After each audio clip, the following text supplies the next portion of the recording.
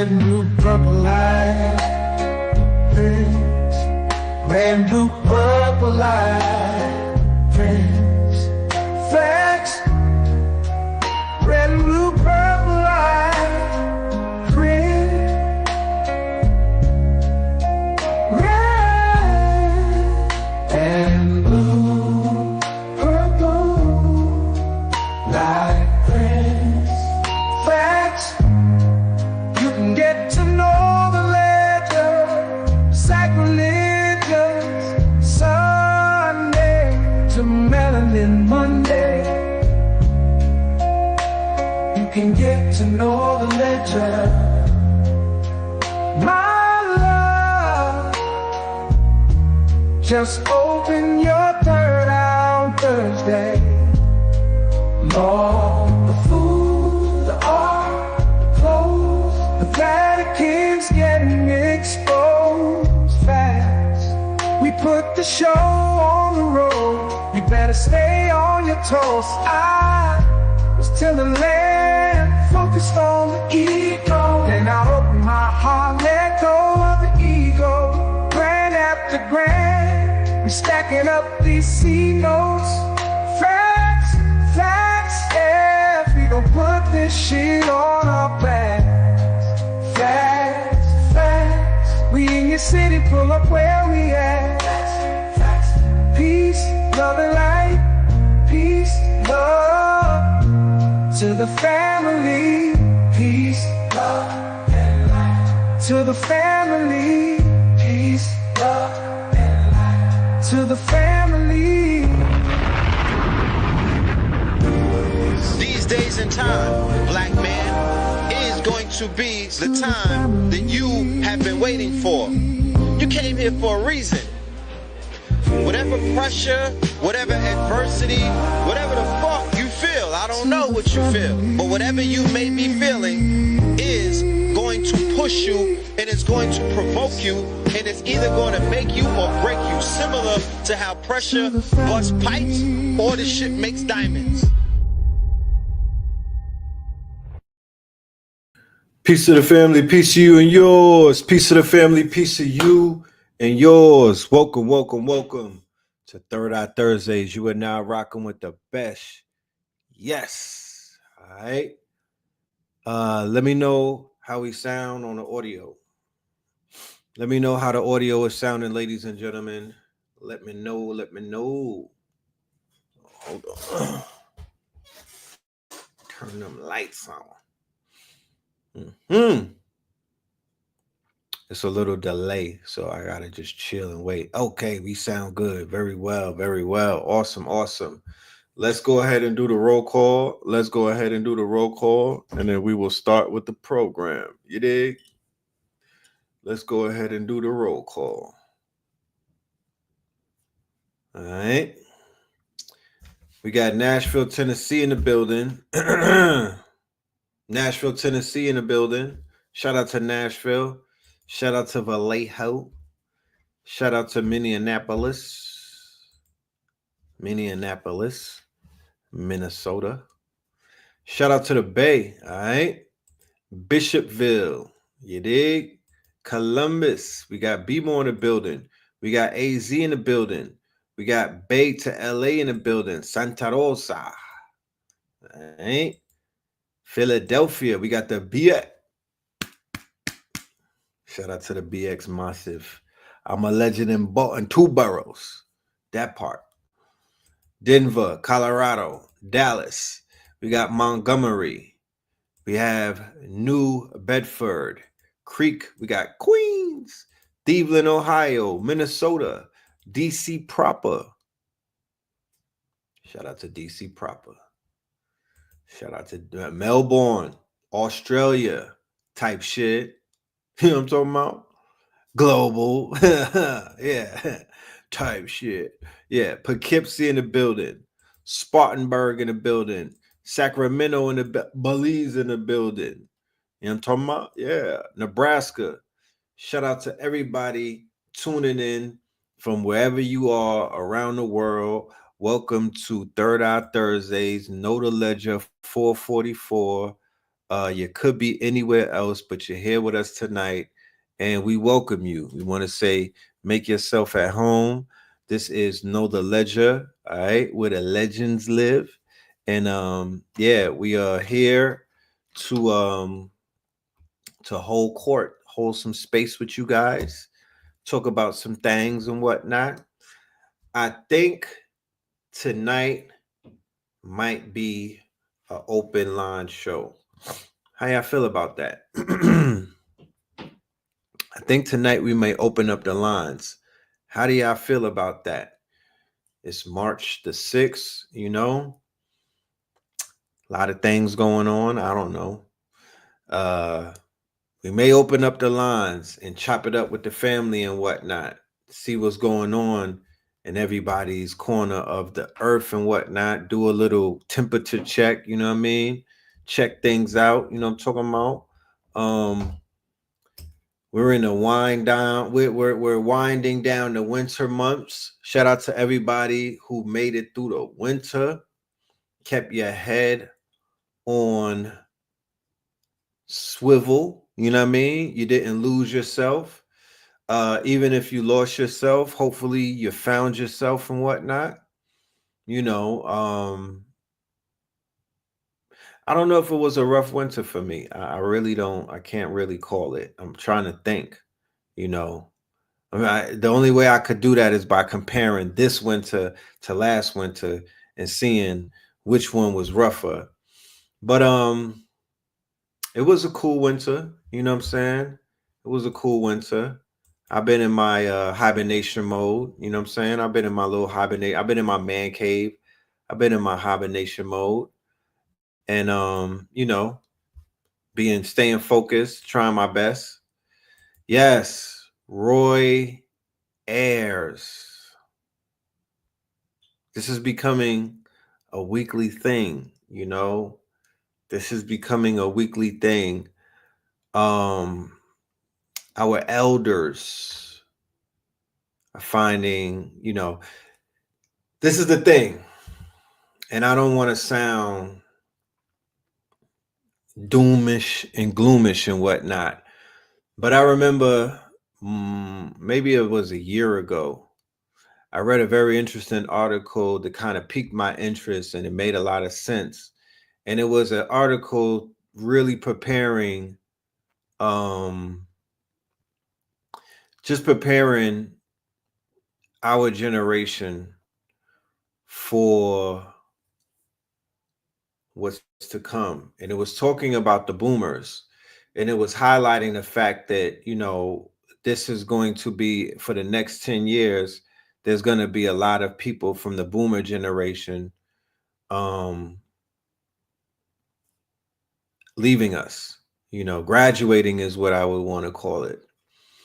How do y'all feel about that term, graduating? Graduating. I don't like to use the term DIE too much as I learn what I learn. You know what I mean? I would think that my vocabulary should reflect that. So when I was in the stages of, I would say when I was in my elementary stages, when I was kind of like dumb, deaf, and blind, I could say where people are dying and whatnot because I didn't have an understanding of what this really is, this life that we're living and whatnot. But as I really pay attention to what's taking place, I can honestly say that graduating is a better term. Um, yes, Bobby Hemmett is still with us, ladies and gentlemen.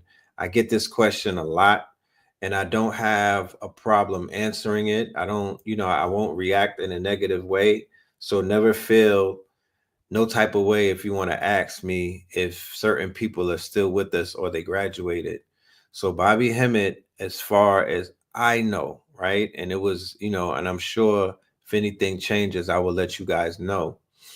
But Bobby Hemmett is he's not in front of the camera, but he's literally, he's breathing and he's functioning and he's aware of the world around him. He's just not in the capacity to whereas he was when you see him on the DVDs in the capacity of a master teacher. Now, I want to make that point, right? Because this is a point that people may realize, and this may be a point that people don't realize. I have no idea because I am not in your head, right? It's a point that I didn't realize to some degree because a master teacher is a mind state, right? A master teacher is a mind state. There's a certain mind state that you have to be a master teacher. And I'm not saying it in a way to sound highfalutin or whatnot. I'm not saying it in a way where it's like somebody is better than another person. Definitely not what I'm saying. A master teacher is just you have in order to be a master teacher, in my humble opinion, you have to be in a certain mind state. You would have to be in a mind state to whereas you could recall certain things, you could be able to research like for 8 hours to 12 hours. um mentally, spiritually, emotionally, physically, like things have to be sort of balanced. Okay. Nellie Fuller, the great Neely Fuller, graduated recently, right? He graduated recently, master teacher. All of the master teachers that I know, though, have graduated in that capacity as master teachers, like they were teaching until the last day. I do feel that when we take up this mantle and whatnot, it's almost like, when you're a city worker and you decide that you want to be a fireman or you want to be a clerk or you want to be a policeman, or when you work for the federal government, you're clocking that 401k and you're like, yo, I'm just looking for my retirement so I could lay up and relax. I feel that this job, because this is a job, make no mistake about it, for anybody who may be um in the if somebody might be out there and you might not realize it or not, it's not a hustle, it's not a grift, you feel me? It is an occupation. Okay, it is an occupation. It's something that you wake up and you are literally punching the clock, boop boop, on a daily basis. This is a job. Okay, it might not have the same type of ramifications or qualifications of many other jobs, but there's so many different qualifications and there's so many different niches and there's so many jobs that people have. We could get into it, you feel me? Because people have basically dedicated their life, they've dedicated their legacy, they've dedicated their time, they've dedicated their energy. This takes quality time away from the children, right? I raise children. And in order to be in this capacity that I'm in, I literally have to isolate myself sometimes, you know. If I have a bad night, I might wake up and that feeling might still be on me and whatnot. And I just have to remove myself and put myself into a place where I have to meditate and get myself balanced, right? If I'm physically not well and I'm going through it, let's say that I'm just down for the count and whatnot, you know, in I might be known as the master, but I can't be a master teacher at that moment, right? Like there's been times I haven't really gotten really what they call um under the weather in a very long time, knock on wood. You know what I mean? I might have had a stomach virus here. Y'all heard me the other day. I had the sniffles and whatnot, but I ain't really been down for the count, you know what I mean? In a very long time. I'm very thankful for that. I'm very thankful for, especially at my age and whatnot. And but those times when I was down, I couldn't do no teaching. You feel me? I wasn't I couldn't be there for y'all. I had to heal myself and get myself together. I had to focus on me. You feel me? I had to focus on me, and then I was able to sit in front of the people and whatnot and be able to share certain things, you know. So this is a very thin line that we're walking, y'all. And it's a parasocial relationship to a lot of people because people see you on the internet and people see you on DVD and people see you on VHS. People might even see you on a big screen. And because certain people envy your position, or certain people, they want to be in that place, or certain people might have such this parasocial relationship to people that they see on the screen, that if they can't have you, or if they can't own you, or if they can't be next to you, or there's so many factors, they'll go from a love to a hate relationship, and they'll put bad mind on you, and they'll put bad eye on red eye and bad mind, and they'll talk down on you, and they'll approach your relationship in a very dysfunctional way. You know what I mean? They say that some of your biggest haters used to be some of your biggest admirers and whatnot. But I'm here to let you know, uh, that's not the way to move. I promise you, it will get you nowhere. That might even impede upon your own mental health. That's a mental health issue and whatnot. You should not want to you should not basically look at another man and want to mimic another man or woman and whatnot, because we all have paths that we walk on. We all have uh we all have journeys that we are on. You feel me? We all got journeys that we are on. I'm on a special journey, and y'all are on a special journey. My walk is not an easy walk. I tell people, you might not never want to walk in these shoes, bro. You don't know what's in these shoes to be like, I want to walk in his shoes. I want to nah. Um that's not how you approach this thing. You know what I'm saying? I've never really looked at any of the master teachers and felt a negative thing, a negative connotation towards them, because I wasn't in the place where they were at. I just was patient and I played my position and whatnot. You feel me? And I was thankful for the fact that I was able to just be in their presence. And that's not even on no corny shit. That's just sort at the fact that, going back to what I was saying, if y'all was listening to the show, I've been reminiscing a lot lately. That's some winter shit. You know what I mean? Winter is about reflection. Winter, especially in hibernation season, it's really about an internal inflection.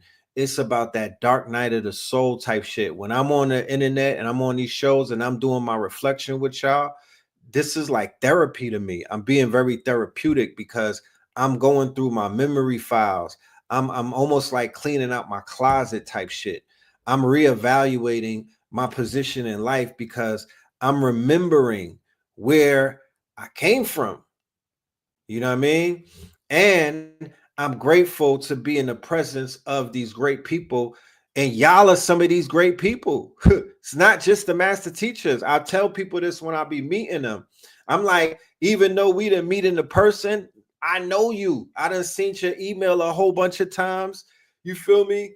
I done read your emails. You've supported me for damn near a decade. I know you. You know what I mean? I know your energy.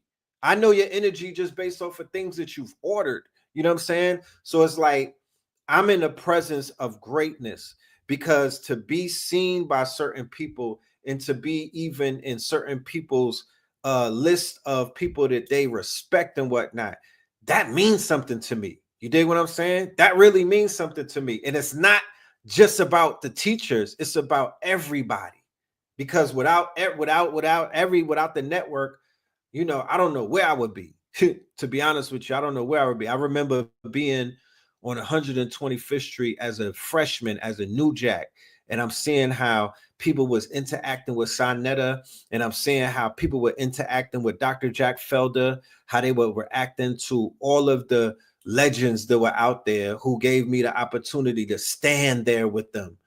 And it was, I didn't want to be like them, but I was like, damn, this is, this is some powerful shit right here. Like, it was honorable to me because I came from a dark place where people that were my mama's age and my daddy's age and stuff like that, they respected us because I was the son of Wayne Moreland, and I was the son of Annette Thomas, but they didn't know my accolades. You know what I mean? They wasn't admiring me and Blue. They was admiring us because we were twins. They were admiring us because we were the children of some great people and whatnot. But it was like, I still had, you know what I mean? I still had that shit on me. You know what I'm talking about? Like, I still had the stench of the streets and whatnot.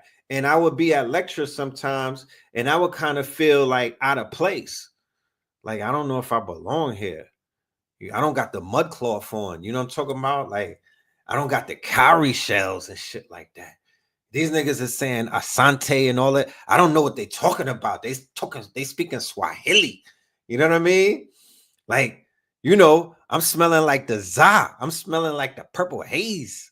I wasn't smoking heavy like that when I was younger. But anyway, I just didn't feel like I belong in the early stages. Like, in the very early beginning, it was a lot of what they call old heads.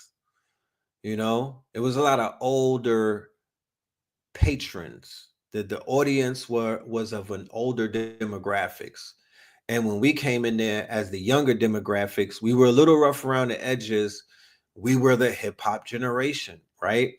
They were not really familiar with the hip hop generation back in 2004 and 5. And another thing that came to me when I was in reflection mode, and I be giving y'all my little history lesson, what I left out and what I need to really speak on, is in 2005 when I left Miami and I came to New York, right?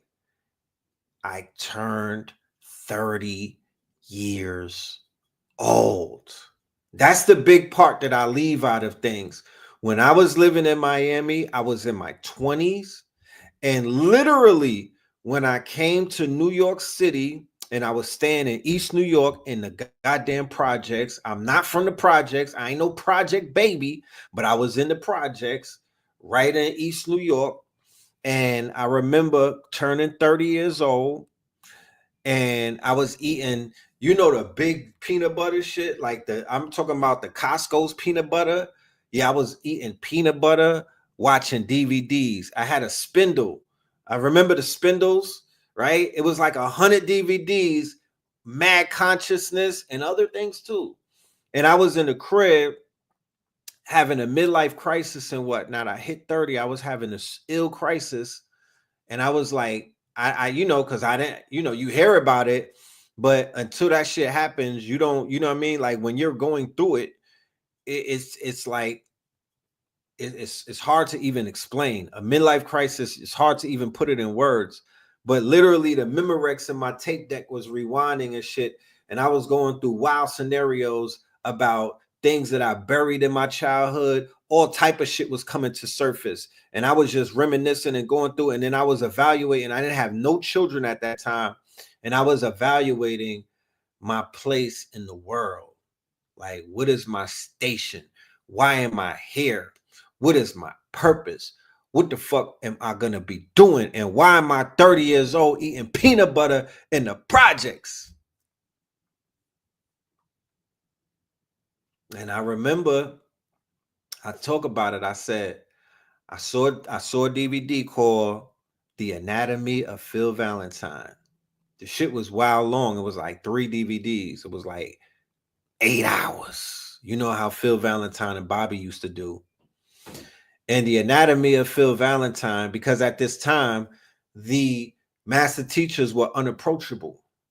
Not in the sense to where you couldn't approach them. You just couldn't find them like that. You couldn't go. There was no inboxes. There was no mailing addresses. There was no PO boxes. You got to see the master teacher when they were doing a lecture, but you could run into them in the streets. Fun fact: Phil Valentine almost ran me over in the Volvo. Phil Valentine almost ran me over, literally in the motherfucking car with his family in it, and it was crazy. And it was so random. Like, it wasn't like we was leaving somewhere and I almost got hit by him. I'm in the hood. Like, I'm living on I'm living on Bergen Street over there in Crown Heights at this time. This is like the year 2002. I'm with my girl at that time. Her name is Nicole. She was a model and whatnot. And Phil Valentine's son, Bam, right? His son's name is Bam, and he does videos and stuff. Like, I don't know if he would call himself a model and whatnot, but he was into the industry at that time, so he knew all of the models. So she knew him. You know what I'm talking about? She knew him, and I knew Phil. And we crossing the street and whatnot, we jaywalking and shit like that. And the car said, "Arr!" And I'm like, oh shit. And I look through the window sill, and it's the OG. He don't got on the kente cloth. He don't got on the fucking the cowrie shells. It's just Phil as Clark Kent at this moment. You know what I mean? It's Phil dressed down. And I'm like, oh shit, what the fuck? And she looked and she was like, she said his name, Amin Ra, or yeah, Bam.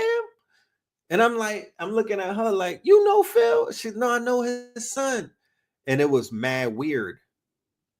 And I felt mad weird because, like I said, we kind of looked at the master teachers differently than how people these days look at the master teachers that they have access to. On fucking, you could DM somebody, you know what I mean, and be like, fuck you, you know what I'm saying? Piece of shit. Like, if I show y'all some of my DM messages, we might have a show one day. We might have a show one day where I just smoke an ounce of trees, because I literally have to be medicated, and I'm gonna go on my DMs and just show you the back and forth that I be having with certain trolls and whatnot. You know what I mean? And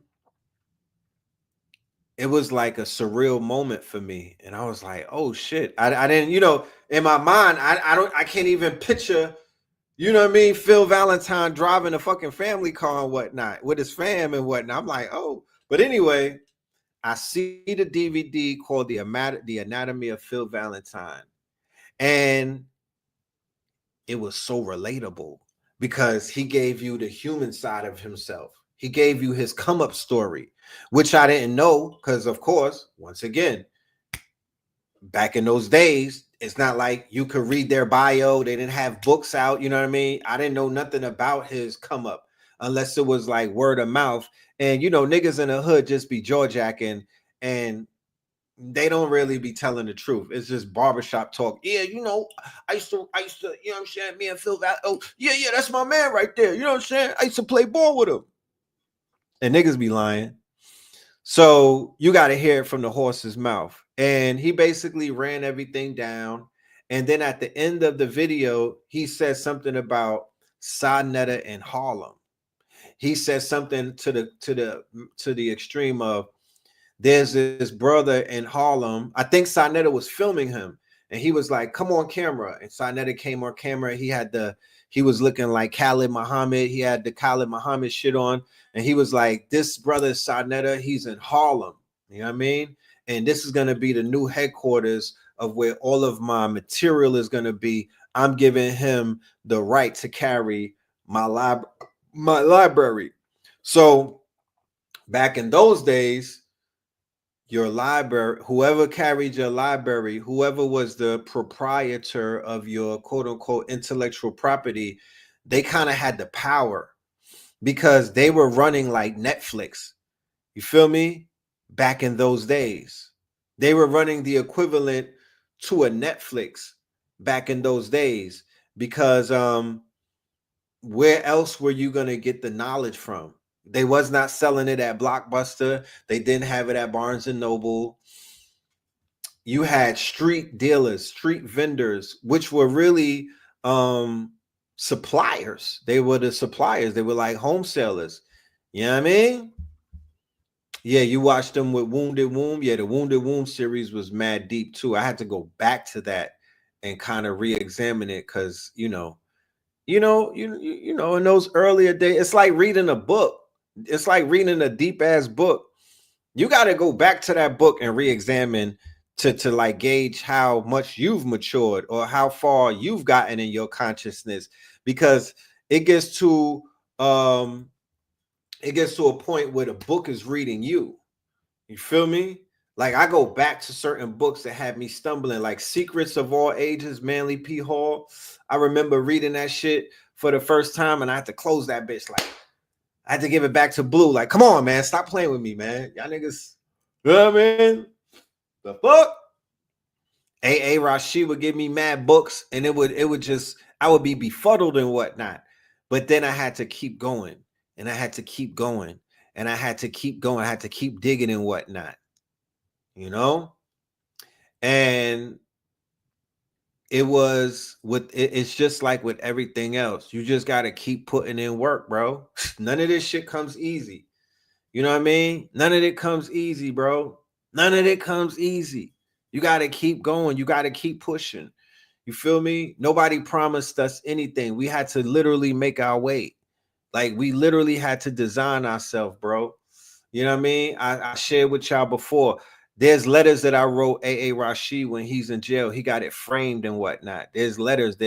I used to be writing him kites. And we were predicting the future in the kites. Facts.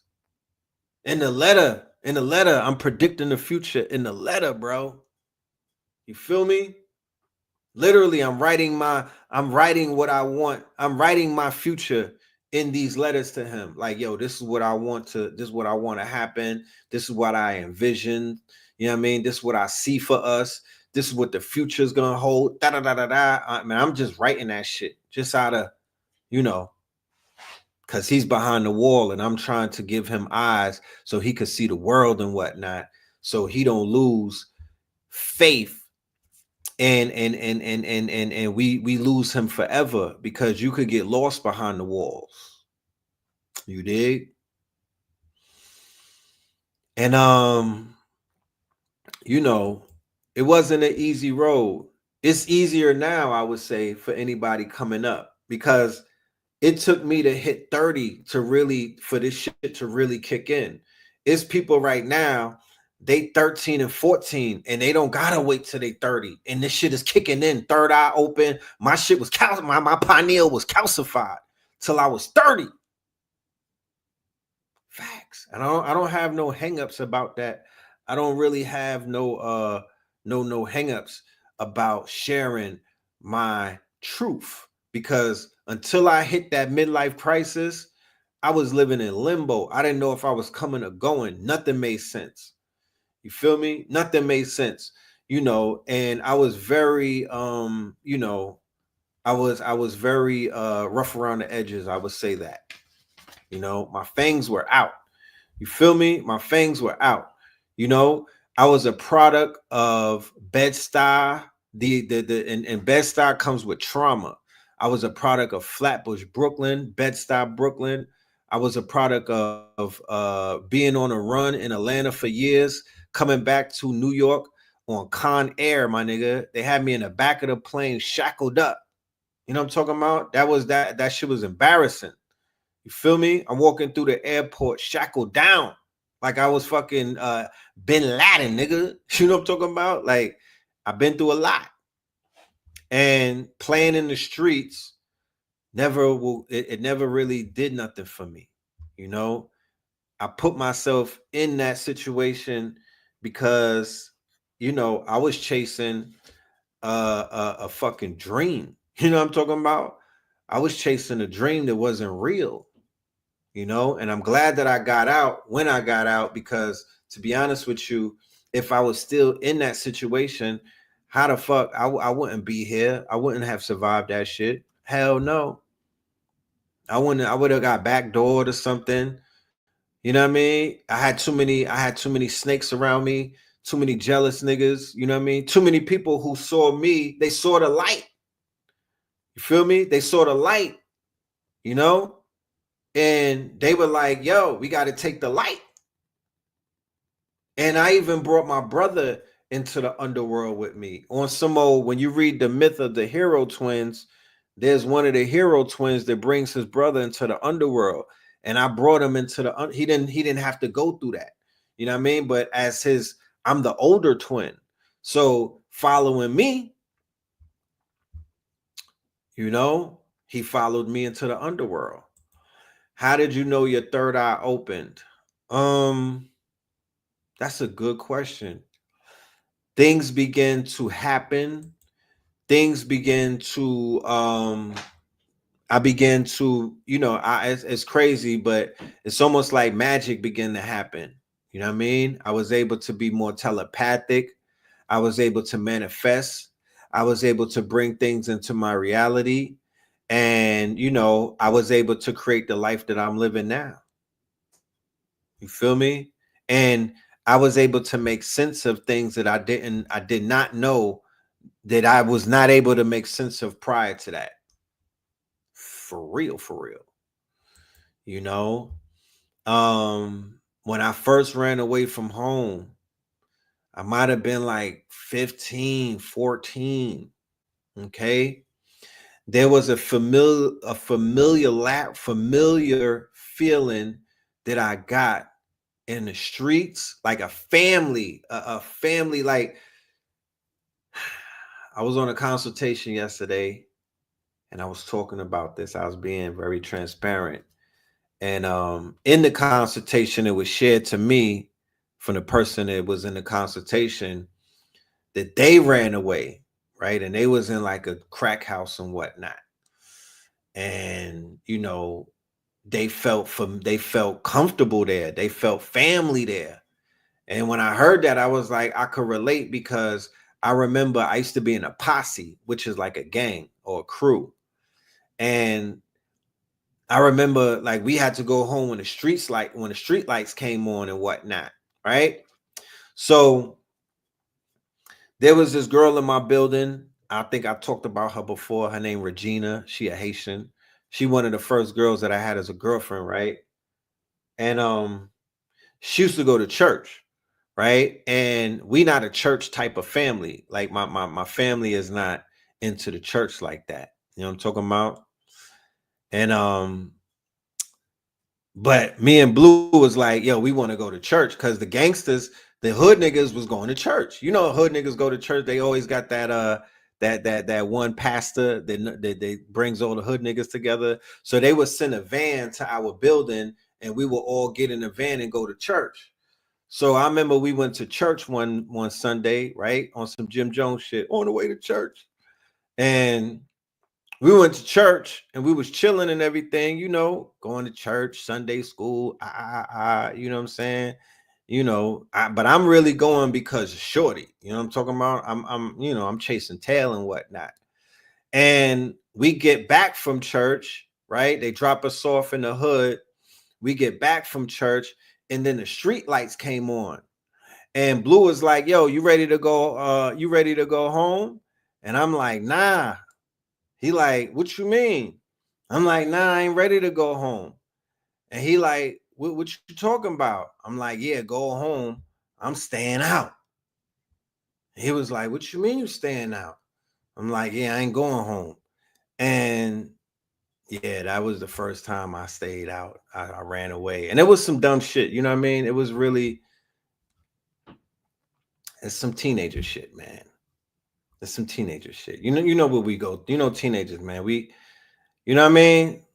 God bless all of the parents out there that dealing with some wayward teens right now. God bless any parent out there that's dealing with any children or family members who are exhibiting behaviors of rebelliousness and any type of behaviors of, you know, at risk, you know, any at risk youths and whatnot. Um, I'm just here to let you know that hopefully it's a phase that they're going through. It's very hard as a parent to talk them out of it because literally there was nothing that my parents could talk me out of at that point. There was nothing that could be. It was in me. I had that spirit in me, and it was all about exploring. I was rebellious because I felt like I was missing something when I had to go inside when the goddamn street lights came on. It was curiosity that killed the cat. You feel me? It was that whole shit about you always feel like you missing something and you stick your nose into the pot and you get burnt. You know? You stick your hand in the cookie jar and get burnt. So it was like I'm seeing people because some of these dudes, they didn't have the same type of family structure that I had, right? And they got that they was rough around, they was living, you know, they was making that shit look good, but it took me running away after the street lights came on and witnessing everything when the cameras go off. I'm like, oh nah, these niggas is really living these niggas is really living a rough life. Like shit is really real. I didn't see the ugly side of everything because you don't see that shit when the sun is out. You know, you don't see all of that when the sun is out. But at 3 a.m. in the morning, at 2 a.m. in the morning, when it really gets real, then you really see that shit. You see the fangs come out. You hearing shit. You like, yo, what's that? Nah, that's that. You hear the cats moaning, my nigga. You hear the shots going off, and it's closer when you outside than when you in the crib. Because I would be at the window, you know what I mean, hearing the shots every night. Like that shit was like, you know what I mean. We would hear that. You know, I was just talking to my dad the other day through text, and we were reminiscing on some things, and I was just like, once again, and I do this a lot, you know. I have to like, you know, sometimes I try to apologize, but he don't be want to hear nothing, not in a way where it's in a negative sense because it already happened. He's just like, yo, you know, it is what it is, man. Like, you know, I'm just glad that you're here type shit, you know? But and I'm very thankful because like I said, once you become a parent, once you become a parent, it becomes real. I could never reflect like this if I didn't have a son if I didn't have children. I would not be able to be this transparent. I would not be able to even see the errors in my ways. I would not be able to quote unquote be, you know, reflective because I'm a parent and I'm in a new position now because I live in fear. You know what I mean? I wasn't living in fear. I was fearless in a sense, but it was fear. You know, it was a sense of fear. Red, what age were you when you practiced Islam? Great question. So the third time, maybe the third time after I left home, this was 16. I remember it clearly. This was 91. And I went, my mother, I called my mom's up and I was like, yeah, I need out of here. I need you to come and get me. I got to get up out of here. You know what I mean? I can't take it, you know. And to be honest with you, my stepmother was just basically on my ass. She wasn't having it. She wasn't hearing it. She wasn't going for the bullshit. She knew what was going on and she was stepping on the kid. You know what I mean? She was stepping on me and she was blocking all of my moves. And I was like, nah, I can't do it. You know what I'm saying? I'm getting checkmated. So I got up and I got up out of there.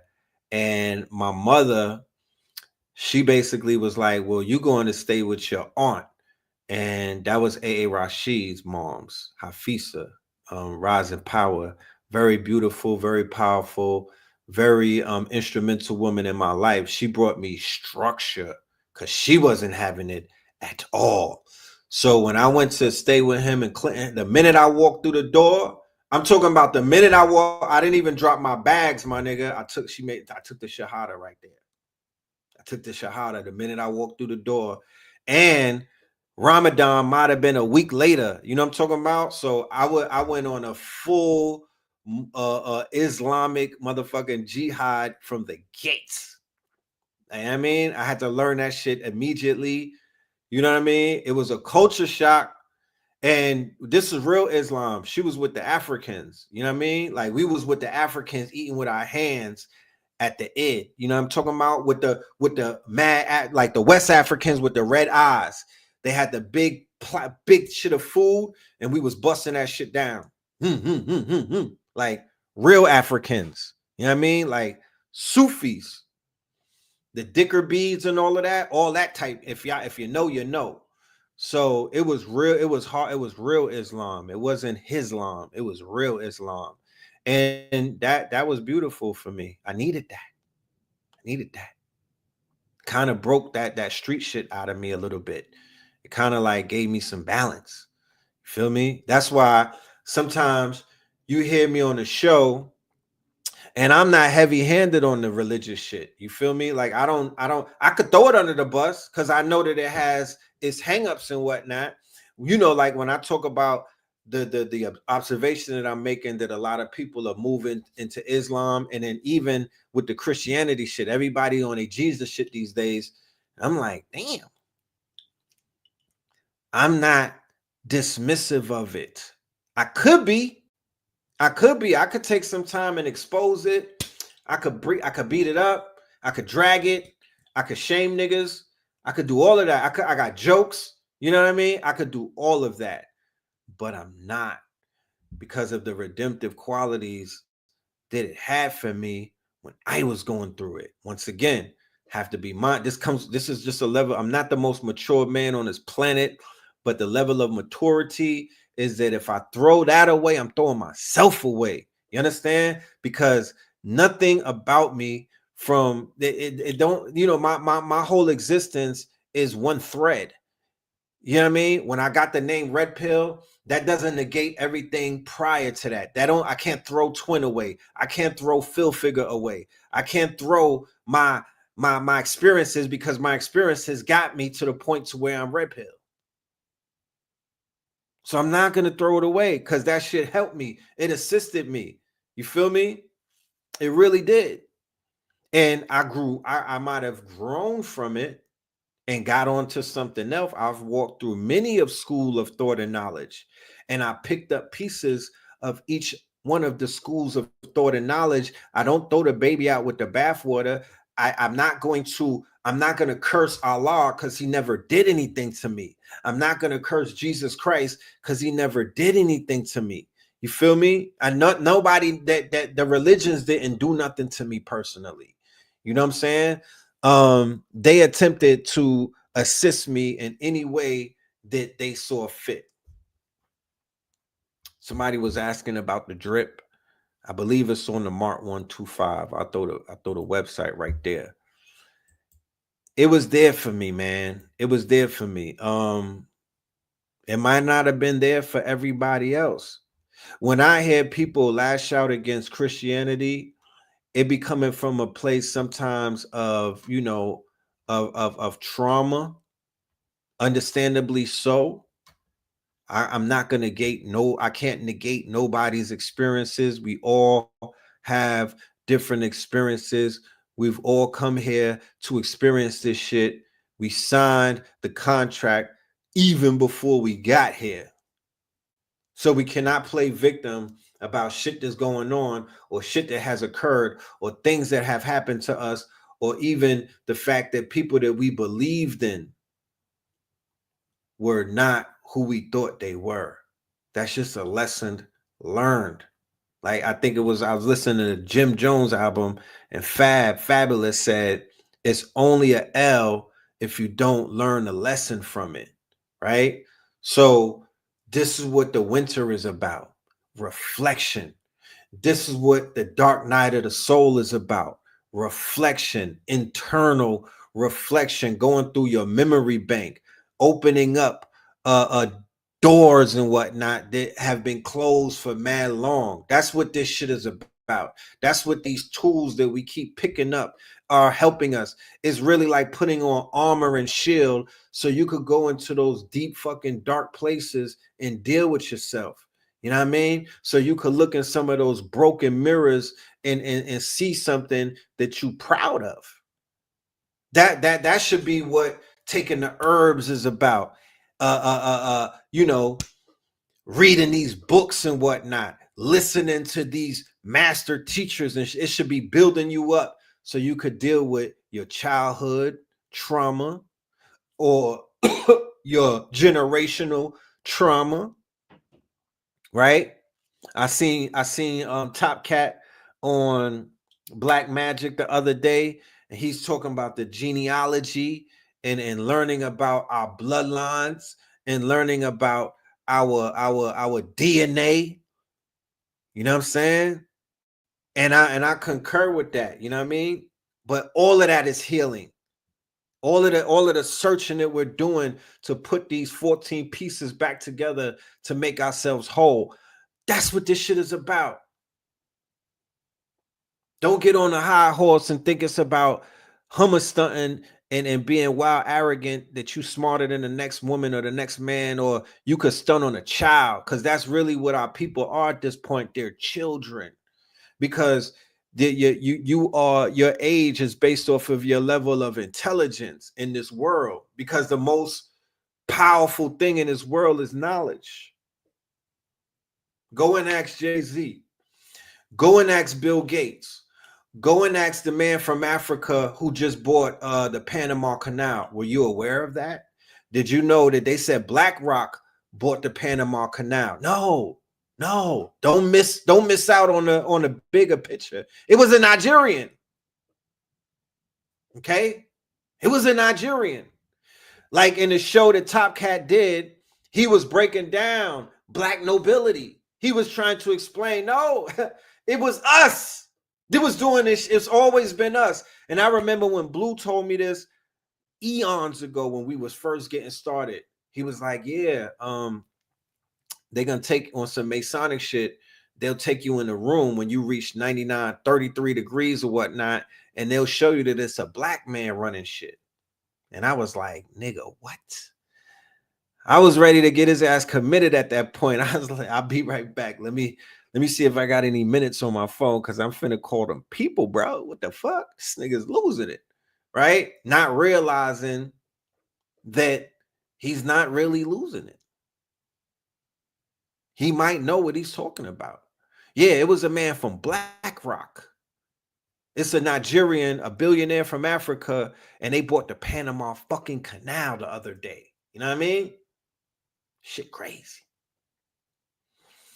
But that goes back into those bloodlines. That goes back into the genealogy. That goes back into us correcting this false history that they've been giving us in the public education system, where they got you feeling like this white man is God and he's 100 feet tall, and no melanated people ever had their hands in shit. Nigga, lies.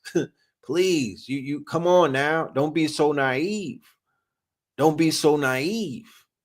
Just because you don't see them, it don't mean that they not running shit. It don't mean that they not in them rooms and whatnot. Just because you don't see them, it don't mean nothing. You're not supposed to see them. They're hidden. Okay, but I'll never put it past the fact that they may be running shit along with some of these other people. I mean, theoretically, when you look at the bloodlines, when you look at the coat of arms, it's niggas at the top of every coat of arms in Europe. Make it make sense. And I go back to what I'm saying. Look at Adonis and look at Drake, right? Prime examples of how you could whiten up the bloodline, but a nigga is still in the body, right? Adonis, the child of Aubrey Graham, and Aubrey Graham, the child of Dennis Graham, right? Dennis Graham is the Moor. The mother is a Sephardic Jew, right? Whatever her name is, she's the Sephardic one, the Jews with the curly hair, and they produce amalgamated Moor. The amalgamated Moor now procreates with the Nordic or a European, and they produce a child who is of European um, phenotype, but they're not blue blood Europeans. Can you understand that simple process? And this is just 2-3 generations. I'm simplifying it. I'm making it very understandable by utilizing somebody that we all probably could relate to because we've seen it in real time. That's how the Moors were moving throughout history. That's how you got conquistadors coming into the Americas, but they're amalgamated, right? Hernando Cortez, Pizarro, and some of them, and them, they're amalgamated. They're not blue bloods. They're not Diego from Blow. They're not blonde hair. They're not blonde hair, blue eyes, and whatnot. They're amalgamated Moors, right? Then you have people who are passing and whatnot. They're amalgamated, right? That's called amalgamated. They're not fully Nordic. They're not. You can really never tell. You can never really tell. You don't know. You don't know. Somebody told me in order for a redneck, like I went to Europe and I seen all of the European, nobody's necks were red. In order to be a redneck, you got to have red blood. Think about that. There's no red, there's no pink European, there's no red tone Europeans in Europe. When I went to Europe, I didn't see any rednecks. That's exclusive to over here because they have mixture in their blood. You feel me? They have a mixture in their blood. They're all hiding and whatnot. They're all inside. It's like the movie. Remember the movie? What's that shit? With Jake Scully, Pandora, Avatar. Right? It's like the movie Skeleton Key. Remember Skeleton Key? The voodoo niggas jumped into a white body. Remember Skeleton? Who saw Skeleton Key? That showed you right there. And that was in Louisiana in the deep south. And it showed you how the quote unquote voodoo man in them and how these hoodoo people were jumping into white bodies and whatnot. Who saw that? They conjured up the spirit and they put it in the body because Europeans are walkthroughs. They're recessives and whatnot. They're easy to walk through. They can be easily taken over by spirit. That's why they get mounted easily by the spirit when they get drunk. The bars and whatnot, them niggas get taken over like this, right? Because of the melanin that you have and all of your melanin, it's a little bit harder and whatnot, but they are walkthroughs. That is some of the things that have been happening. Oh, yeah, I got people that's in New Orleans and Louisiana. Let's talk about the Creoles. Let's talk about all of those quote unquote let's talk about all of them people over there that's passing and whatnot. In the show, when we brought Top Cat on this show, he talked about the Huguenots, right? And then on Rich's show, he talked about the Huguenots too. I'm going to bring him on this show, and I'm bringing my bro Talik on this show so we could get back into this shit. Right? But all up in Louisiana, they're all up in there. They're all up in there. If the lights was out and they was talking, you would swear that was a nigga. You would swear that was, the whites. Yeah. You feel me? This whole white construct is not real. That is an illusion. That is a social construct. Not to be all preachy, teachy and whatnot, but they literally created that status recently. It's not real. And then they brought them over in the 1800s. They brought the blue. They brought ships of them over here and flooded this shit with the motherfucking Cabbage Patch Kids, orphan trains, and all type of other shit, and mixed them all up in between the ones that were passing as blue bloods and white people. Yeah, Bill Clinton is an honorary voodoo chief. In Haiti, they made him an honorary voodoo chief. Let's be clear. Let's be clear. You know? So it gets a little bit deep. You know, we're gonna go into more shows where we're gonna be doing deeper dives and whatnot. I had to take like a 2 or 3 week type of reset in order to kind of like refigure things and get the research and all of this shit together. But we going on a run in a minute. We're gonna go on a crazy run in a minute on this channel. You know what I mean? We about to go on a retarded run. I'm bringing guests back on. As you know, I have an upcoming event with B Dell 1014 and my good brother Al Kibalon 44 and Blue Pillar himself. So we're going to be really turning up the heat leading up to 322, which is the date of the lecture. We really going to be turning up the heat, getting back into this metaphysics and whatnot, getting into this quote unquote the mysteries and shit like that. You feel me? Like we're going to get into this shit. Just look at Hillary's face. Like it's certain things that you can't hide when you knee deep in this shit. Just look at how much they've changed over the years. They go on ghoulish on us. They've gone ghoulish on us. Yeah, Interview with a Vampire on Netflix. Huge pause. A huge pause. But they showed you in Interview with a Vampire with Lestat, and I think his name was Paul, right? How they was living throughout the centuries and whatnot. You don't think for 1 minute that shit is somewhat true? Like I'm looking at a lot of Europeans and I'm like, yo, they've been here for a long ass time. You know what I mean? They ass has been here for centuries. You know what I mean? Because think about it.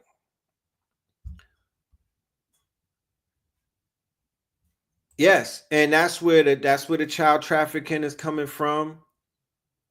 That's where these underground rings and whatnot of the traffickers are coming.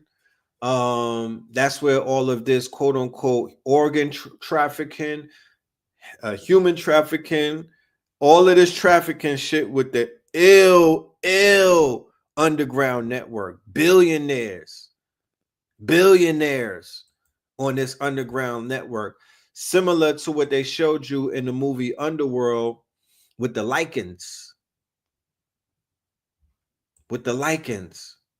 You cannot tell me that they don't have vampires in New Orleans. I'm not going for it. I was out there. You cannot tell me that they don't have a whole vampire network in New Orleans, bro. You can't tell me that they don't got vampires in Haiti. You can't tell me that they don't have vampires in the Middle East. I'm not going for it. So all of these people that are like drowning in wealth and whatnot, the minute you have some type of abilities to live longer than the average man, your ass is lit. You're going to be able to tap into wealth. You're going to be able to tap into unknown amounts of wealth. Let's not even talk about time traveling. If you a time traveler, you could time travel and be fucking billionaire status and whatnot. Because imagine if I'm a time traveler and I could go back in time and bet on a fucking fight. I could bet on the Super Bowl. I could bet on every single game that LeBron and them is playing on some FanDuel type shit. You know what I mean? I could do all of this stuff. Like, you won't have to worry about money. You don't got to worry about no bread. Vampires used to be deep in the back of the French Quarter before Katrina. Facts. They in France. You know that all of those catacombs, like what the fuck? What you think they got those catacombs with thousands of skulls underneath France, Paris? They got it underneath the Vatican. Like where you know what I mean? These are catacombs of Moorish skulls and whatnot. Of these are African skulls. They ain't no white boys. This is from the fact when they had the revolution in France and they was killing all of the royal melanated people and beheading them and whatnot. When the peasants rose up, how the fuck you think white people took over France, man? Come on. When the peasants rose up and they put the guillotine on the quote unquote royals. Who the fuck you think the royals were? Who do you think the royals were? Right. You go back in time and you buy up 100,000 bitcoins at $100. Like, it's too easy. It's too easy. You know what I mean? It's too easy. You know? You time travel. You say, you know what? Take me to 2008 when they first dropped the Bitcoin, when the white paper came out. I'm going to go spend $100. Remember, somebody bought 2 pizzas for 10,000 Bitcoins a slice. That's how much, and that's how low valued it was, that they had to spend 10,000 Bitcoins in order to pay for a slice of pizza. And I'm not talking about Pizzagate. Now, before I forget, who saw Ian Carroll on Joe Rogan? They got my boy Ian cooking. They got my boy Ian on Joe Rogan going viral and whatnot. Now the world is getting hip to Ian Carroll, and he's getting his little moment and whatnot. And he successfully red pilled a lot of people on that show. Okay.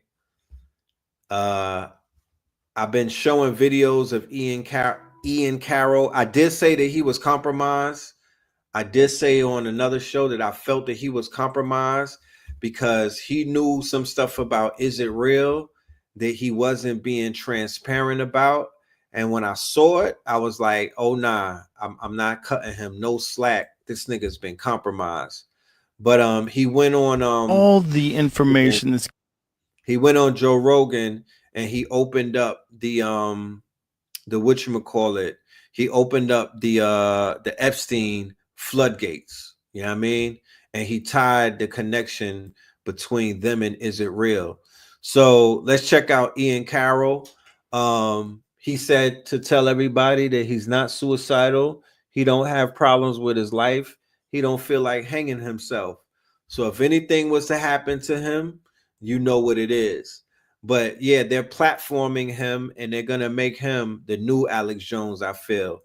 I don't know. I feel that Candace Owens is more sincere in her takedown of the Zionists. This is very important to me. If y'all know anything about me and my research over the past few years, then you know that I've been very adamant about exposing this group of people.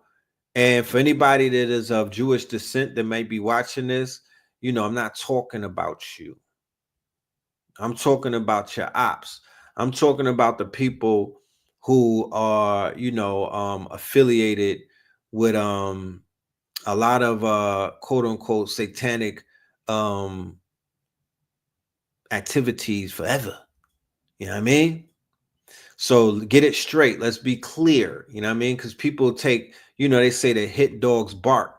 You know what I mean? And you start talking about a group of people, niggas getting their feelings and whatnot, because we've been so programmed to be protectorates and guard dogs to this group of people who theoretically we know nothing about because they didn't even let you study them. They didn't even let you study them. You were not even allowed to do a deep dive on this group of people. So theoretically, all you really know is some surface shit. No disrespect. But when it comes to this group of people, it's an easy deep dive. It's not even difficult. You know what I mean? And I encourage a lot of people to do such because when we talk about who's robbing these entertainers, that's them. When we talk about who's over there in Africa pillaging it, that's them. When we talk about, you know, it's so many things that's them. Who's behind this child trafficking? That's them. Who's behind the PDF files? That's them. Who's behind the organ travel? That's them. Who's behind the porn industry? That's them. Who's behind Hollywood when they were lying about us and have us looking like buffoons and baboons and whatnot? That would be them. Okay, who are the gangsters who are running this government in the shadows? Oh, funny enough, that's them. Okay, there's so many other things that I could share, but I won't. You know what I'm saying? Let me just play this little video with this white boy, Ian Carroll. He's the next one. He's the new guy on the block. He's the new hot ticket in town.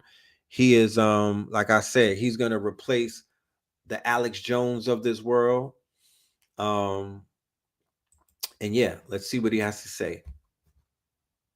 Out of all the information that's getting disclosed, supposedly this administration, what do you have the least faith that we're going to come to Epstein, a conclusion? for sure. Epstein. And I think it's because of Israel. I think Really? that because I mean, when you really dig into Epstein, his entire network was Israel. It was clearly like Ehud Barak was the ex-prime minister and the ex-head of Israeli intelligence.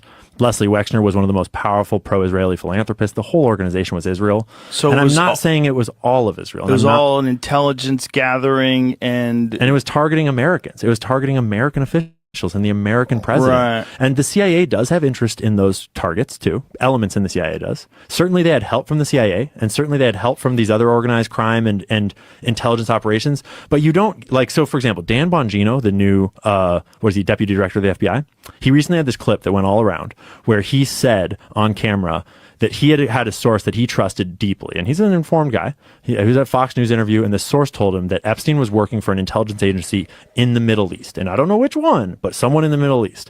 And to be fair, we all already knew this. We already know who he worked for. At least I think so.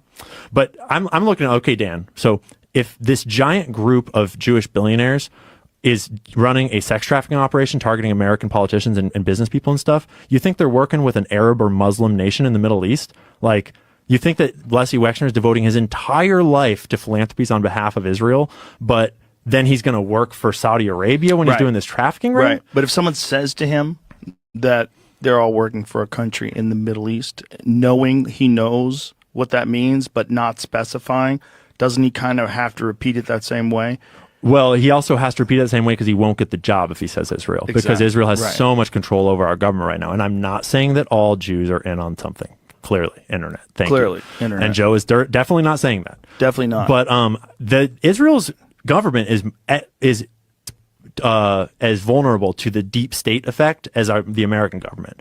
But I would argue that Israel's government is way more vulnerable to it because of the people that founded Israel and the way it was founded. It was founded in a modern time, much more recently, by, like, it was a revolutionary founding. And I can totally sympathize with the Jewish desire to have that state. Like, I get it. But because of the way that happened, the people that founded Israel were a bunch of organized crime figures in America, the Jewish mob, that were helping with money and with arms trafficking to get the guns there because they had to have guns.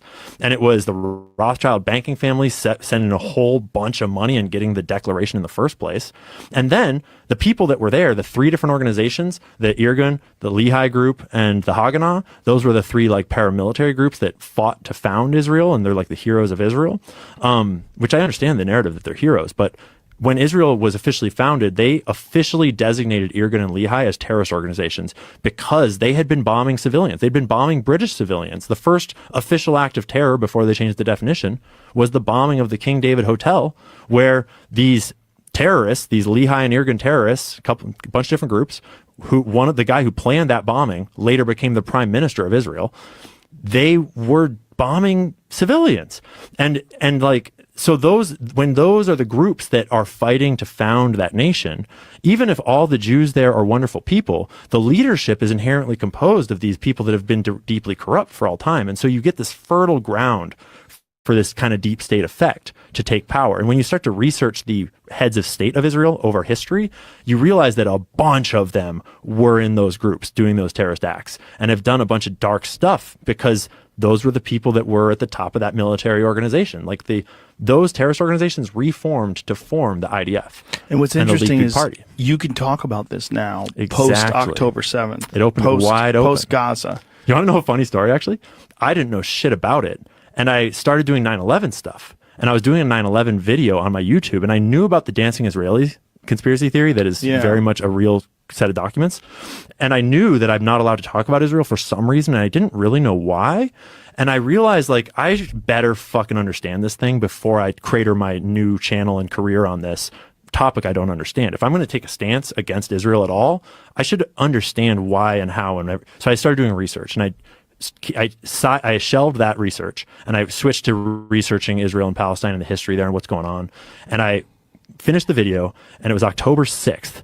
And I was like, I was very worried because it's like you weren't allowed to talk about it. And I had just made this whole documentary about the history of Israel, Palestine, and the propaganda and what it all was. And I published it on October 6th on my locals channel. And I kind of had this like lean back and like, if that's the end of the ride and I get canceled for this shit, so be it.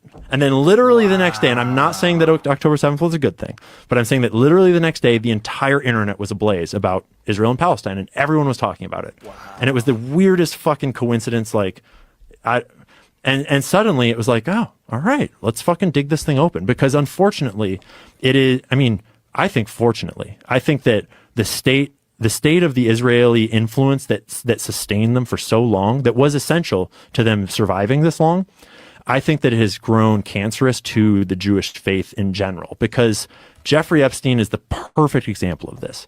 Jeffrey Epstein was the world's most prolific and evil sex trafficker that we know of so far, ever. And he very clearly was a Jewish organization of Jewish people working on behalf of Israel and other groups. And so that's a dark stain on Israel and on the Jewish people if you own it. So, yeah. So like I say, I bring up Ian because, you know, he's given us elementary facts that I feel everybody that's watching this channel should at least know. So we don't have these discrepancies when Donald Trump does something to ignite the monkey brain in us. You know, he's here to entertain us. He's here to make us kind of like, you know, woo, woo, get the popcorn and like be react. But let's be clear. None of them are playing in our interests. I don't give a fuck how many bones they throw us. I don't want nobody on this channel to ever come over here like on some MAGA shit thinking that that's the flavor of the day or that's what we're on. I don't give a fuck how many jokes Trump cracks. I don't give a fuck how many clotheslines and DDTs you see this nigga doing. I don't care how many times he jumps off the rope. We not on the Trump bandwagon. We not rooting for Donald Trump. You feel me? Like, we're not doing any of that. We're not rooting for no MAGAs. We're not rooting for no evangelicals. We not clapping our cheeks for Make America First. None of that dumbass shit. You know what I mean? Wake the fuck up. Get out of fairyland or let's get the fuck out of Disneyland in our minds type shit. You know what I'm saying? We riding for us, and none of them people look like us. They don't speak for us. They don't stand for. I don't give a fuck who he invites to the White House, nigga. That ain't stopping anything. I'm not a Democrat. I'm not a Republican. I'm not down with fucking Jill Stein or none of them. I'm not a libertarian. Don't put no titles on us. We don't belong to no party. We watch the party die over here. That's what we do. Not in an angry way, not in a red-eye type of way. We not bad-mouthing nobody. We're not going to expound no type of negativity. We're not gonna, the vein on the side of my neck is not finna pop out. We're not gonna crash out, you know what I mean, over these people and run up our blood pressure. You know what I mean? This is just for educational purposes only, to watch these people crash out on themselves. You feel me? That part. Yeah, the only parties that we rocking with is house parties. That's it. Do not sign me up. Don't think that I'm because I might say something about Kamala, that I somehow in some way that I'm rocking with Trump. Even if I tell a story about something that Trump is doing, that's not an endorsement of that man. because I know how I know the play. I know what's taking place right now. And until if he got up one day and he publicly denounced, is it real? He's still not invited to the barbecue, but at least we could talk about him. You know what I mean? That's not gonna happen. So we just want to we don't want to go in circles and whatnot, and we don't want to negate decades of work that was done by people who came before me and what throw that shit out the window for sensationalism.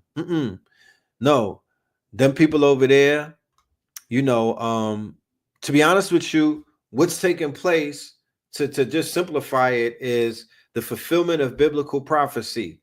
And the biblical prophecy comes from a book that they wrote, right? Not the biblical prophecy for something that they have in Coptic Ethiopia. No, Babylon's biblical prophecy. And these people over here, what is his name? Is it Pete Copeland?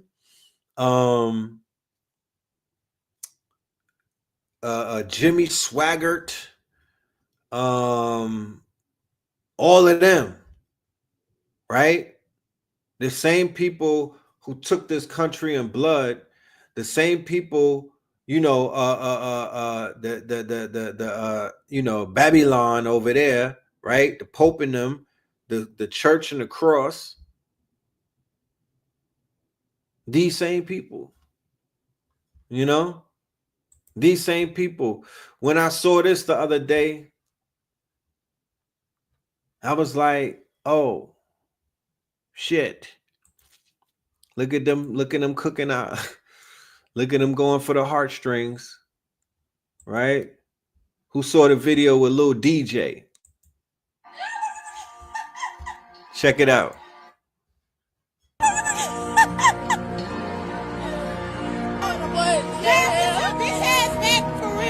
I am asking our new Secret Service Director, Sean Curran, to officially make you an agent of the United States Secret Service.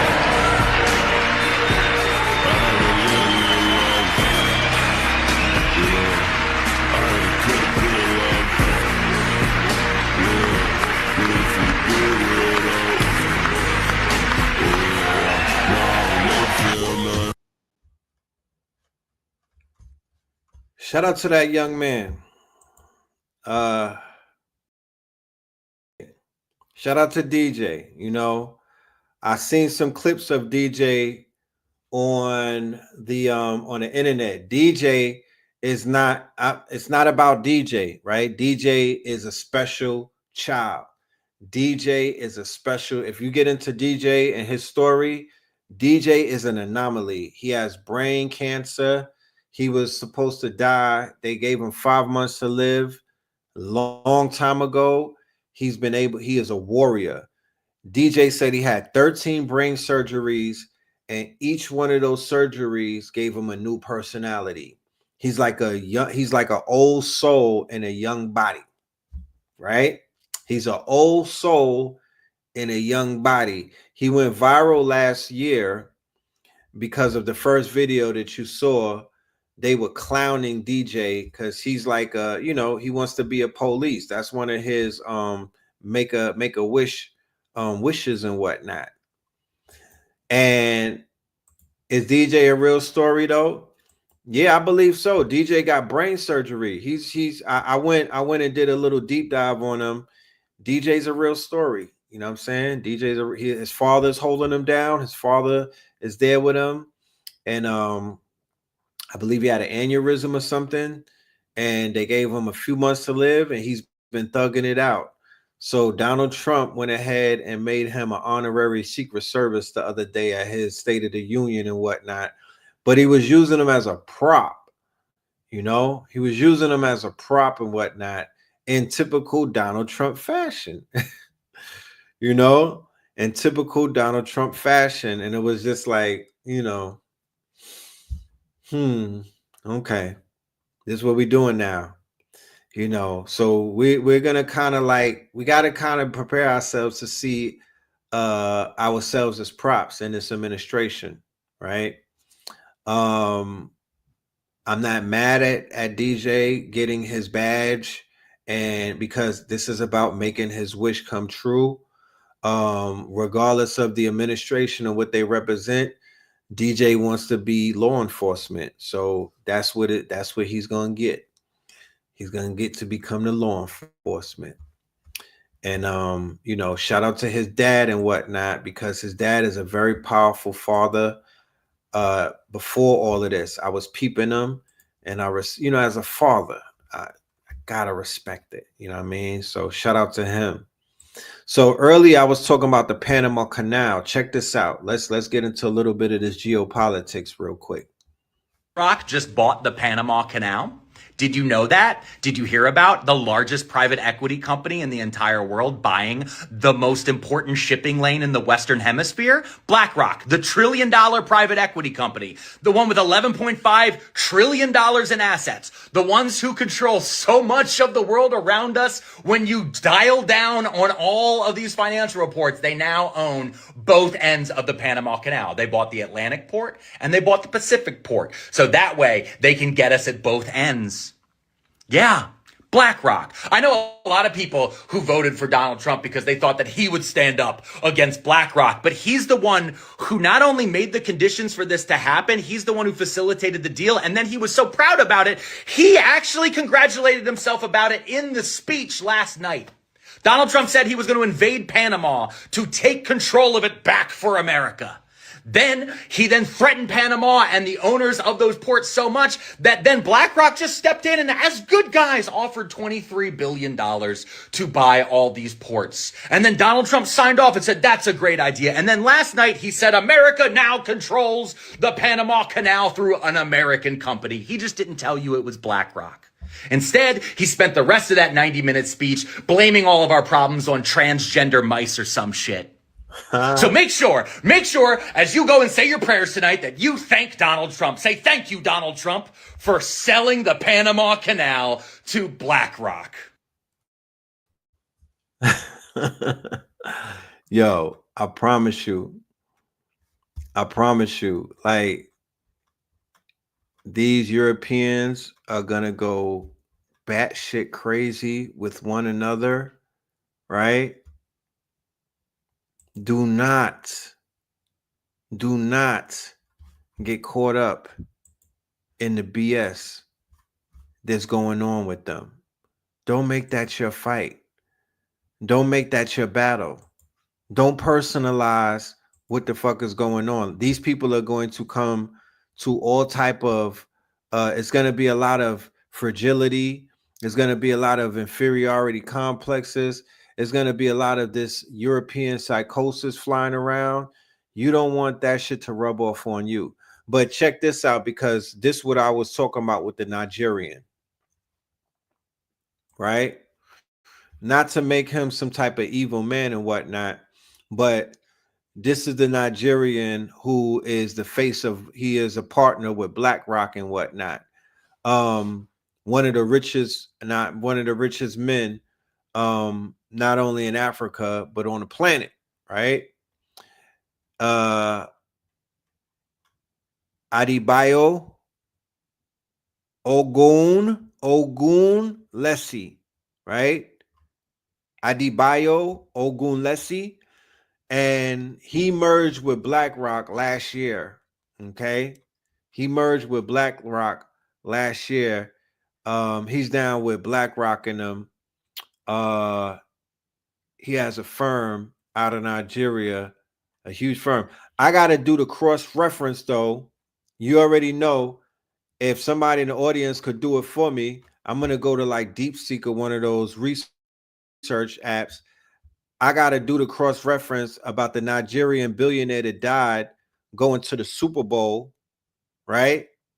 The Nigerian billionaire that died in an airplane with his daughter, right? And his family, I believe, going to the Super Bowl in Vegas. This was 2 years ago. This was not the New Orleans one. This was the other one. It flew into the Mojave Desert, into a mountain. They knocked his ass off. He was a billionaire, a Nigerian billionaire. He got clipped, and they buried that story and whatnot. And literally right after that, it couldn't be more than 6 months, this Nigerian pops up and does a multi-billion-dollar deal with BlackRock, of all fucking people in the world. And they don't talk about that shit, and they kind of keep that shit on the low. Even when you Google the story about the buying of the Panama Canal, his name don't pop up. I had to do a little bit of deep diving just to find this article. You feel me? So I don't know how much, I don't know how much blood he may have, but fam, yes, Red Pill loves Trump. Don't let him fool you. There you go. There you go. I got the MAGA suit in the closet, niggas. You know what I'm talking about? I got the MAGA suit in the closet. And then somebody earlier said something about they sell Trump shirts. Nigga, I do too. The fuck? Everything's for sale, nigga. We in America. Let's be clear. Let's be clear. I don't put emotions into economics. Okay? I'll sell you niggas a MAGA hat in a minute. Facts. I'll sell you niggas a MAGA hat in a minute. But we ain't jacking no Trump over here, bro. We ain't fucking with no jack. Nah. So we got to look out for this. I want to do some investigations on this Nigerian billionaire and whatnot. We want to do a little bit of investigation on him just to find out certain things about him and whatnot, because he's a very powerful global player right now. He is a very powerful global player right now. You know what I mean? You know, a Nigerian on top of, in bed with BlackRock, buying up the Panama Canal. Not a Saudi, right? Not a Saudi, not an oil baron, a Nigerian. Okay? Strategy is key. This is chess, not checkers. Strategy is key. Okay? This is chess, not checkers. Strategy is for whatever that, yeah. It is chess. You got to know how to play it. They should name it White Rock. And one of the things that I could accredit Ian Carroll for, the young man that I just showed you earlier, who made his debut on Joe Rogan, I think yesterday. And, he, from what I've seen, a lot of people like it. He was red pilling them. He was dropping a lot of information that you don't always hear on a Joe Rogan. You see it on X and stuff like that. But yeah, he was dropping some shit. You know what I mean? I didn't watch the whole interview, but what he does that I appreciate is he breaks down BlackRock to the T. He has a lecture at Old State Saloon, I believe it is. Let me find out if that's it, if that's the name of the spot. This is a spot in Ohio where like the white boys be doing lectures, and he broke that shit down. Oh yeah, Old State Saloon, right? He did a lecture there in 2024. He did like a 2-day event, and he really unpacked BlackRock and showed how they are literally, as an investment firm, they sit on the board of every single major company that you could think of. You feel me? They sit on every single board that you could think of, you know? Look what you said. You selling a MAGA hat is giving Trump publicity. He's the motherfucking president. What are you talking about? I don't have no MAGA hats on my fucking table, bro.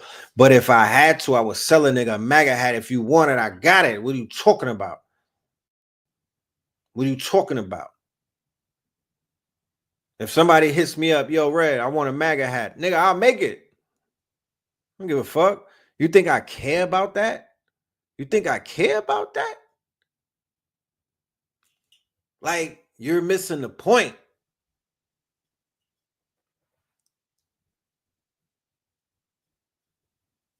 You said the BlackRock hub office is in Atlanta, located in Midtown Atlanta near the Ponce City Market. One of them, yeah, I'm sure the CDC is out here. There's a lot of shit out here. You know what I mean? It's a whole lot of shit out here. So it's all good. You know?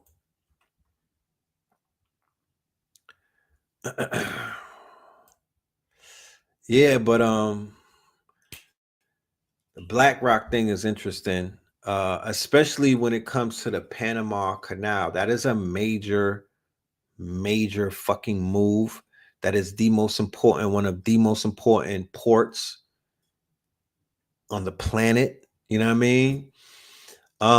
This whole thing with the tariffs is kicking off. If you see the play that's going on with the tariffs and the stock market is taking a beating, not anybody, but I promise you, this is all a play to get rich people richer. You feel me? This is a play to make rich people richer. They are literally buying up stocks right now, right? They are literally running up their portfolios because the stocks have crashed because of the tariffs and whatnot. That shit is not going to last. They're going to switch it around. Stocks are going to shoot back up. And everybody that went ahead and bought that shit at a motherfucking clearance sale or sample sale they're going to just hit a lick and whatnot. That's what it is. I mean, I see the play. I see the play. That tariff shit is not gonna last forever. Well, there's really two ways of seeing it. Either it's gonna last forever, and we're gonna go into hyperinflation, and water is gonna cost $20 a gallon, right? Or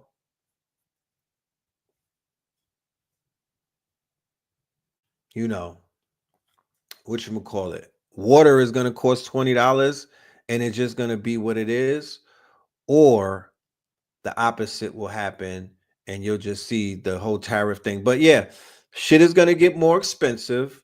You know what I mean? The new wealth class is going to be created. Those are going to be these crypto bros and whatnot. So there's going to be a new poor, no middle class, and the upper class or the ultra or the uber wealthy is going to be on a level of wealthy that you've never seen before. People are going to be trillionaires in the next few years if Donald Trump and his billionaire heavy administration have anything to do with it. Similar when Ronald Reagan was in power, right? It was a few millionaires running around. All of a sudden, them niggas just start popping out of nowhere like gremlins out of Gizmo's back. You know what I'm talking about?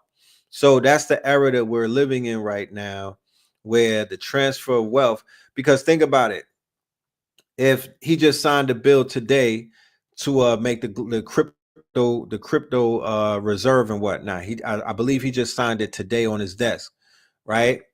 That means that there's a new wealth class being created. This is a different wealth class than the wealth class of your parents' era, right? This wealth class didn't have to work for this wealth. They not part of industry 4.0. They didn't bust their ass. They didn't create anything. They didn't build anything. They literally bought some motherfucking coins and just sat on it. And to be honest with you, unbeknownst to many people, there's a large majority of people who are holding on to crypto that are criminals. This is a new wealth class of criminals, because Bitcoin in its inception was being used for what? I'll just ask the audience because y'all know more than I do. Crypto or Bitcoin in its inception, right, started out on the dark market, on the black market, on the quote unquote underworld market. That's when niggas was running up the bag. Silk Road. And they let homie from the Silk Road, they pardoned him. He was doing life. Trump got his ass up out of jail. He's chilling somewhere right now. You know what I'm talking about? Started on the dark web. It started with buying that. That's how little niggas had rocket launchers. That's how Quando Rondo had a fucking rocket launcher. And these little niggas is running around with Call of Duty guns And then people was getting all of the drugs from the pills, the pills, the Fetty and whatnot, the Fetty Wap, all of that, and then that's the rise of the credit card niggas. That's the rise of the scammers. That's the rise of the swipers and whatnot. All of that is Bitcoin. You know what I'm talking about? So that's the birth of the scammers. So you think everybody got rid of their coins? You think everybody got lost their password, nigga? You think everybody ran up a fucking got and converted it to a few dollars to pay their bills? No, it's not what happened. They sitting on them coins. You got people doing bids in the feds and in state right now. They sitting on 100,000 bitcoins, 100 bitcoins, 500 bitcoins, 50 bitcoins, 60 bitcoins, and they chilling. I'll do the time. That's what they say. I'm coming home. They coming home. They ain't coming home like Big Meech. They not coming home like Demetrius Flannery, nigga, with no money. They coming home to something. So this is a new wealth class. This is a different wealth class than any wealth class this is the wealth class similar to cocaine cowboys. So when the cocaine cowboys, or when Ronald, you got Donald Reagan or Ronald Reagan with the Reaganomics and the game that they were playing, they would make that was also a game of new wealth, right? They created a new wealth class in the 80s, and a lot of them niggas was criminals. Okay? A lot of those niggas was criminals. The whole Miami came up off of cocaine. And then they became judges, lawyers, right? They showed you in Cocaine Cowboys, the people that came up off the cocaine sent their children to law school. They sent their children to be doctors. They sent their children to be judges, lawyers, doctors, police, boom. And then that's how you got that wealth class that were inherently crooked and whatnot. But then prior to that, when the Italians was coming up, what did they do? They used the mafia, the mob and everything, and they put their children through school. They put their children through Ivy League colleges to network and to get around the blue bloods and the WASP and whatnot, and they came up. Who else did that? The Irish. Who else did that? The Jews. Right? This is America. This is how America works. People approach America with this moral compass and win in Rome. This is not what it is. It's not about the best man wins. It's not about the best, the most qualified man wins. It's not about the quote unquote goodest man wins, the person with the cleanest hands. That's not how America works. I don't want to burst anybody's bubble, and I don't want to sound like I'm promoting anything, because I'm not promoting that. I don't promote criminality. I don't promote criminal lifestyles, criminology. I don't promote none of that shit. You feel me? I'm a researcher. I'm just giving you the facts. Yeah, the Kennedys are bootleggers, and the Bushes and whatnot. Let's not even get into them. They were selling that boy. You know what I'm talking about? They were selling that boy, nigga. You know what I mean?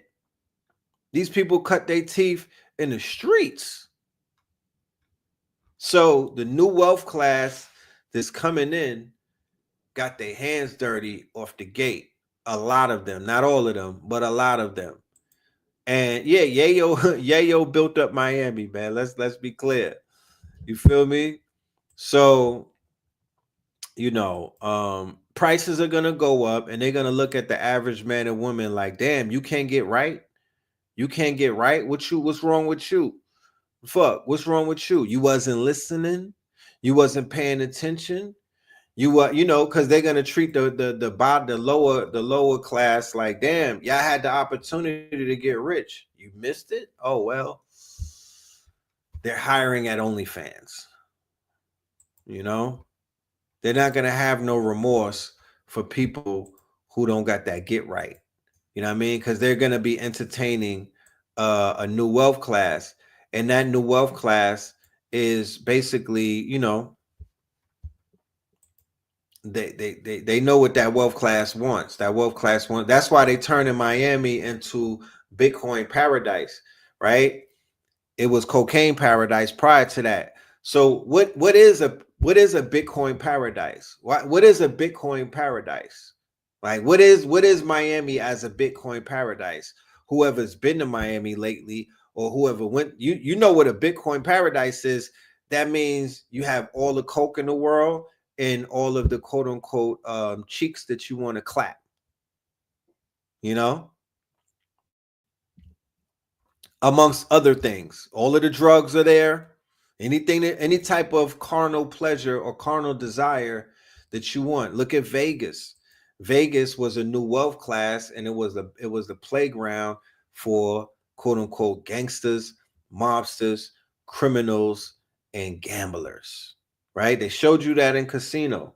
Right? That was for that's how they entice people to come over here who didn't have that type of moral compass. They wanted to sniff coke, shoot dice, clap cheeks and whatnot, and not be judged, and go watch a boxing match. That's Vegas. And then you have Miami now turning into something similar to a Sin City, right? This is a tropical Sin City. Money laundering, yeah, all type of shit.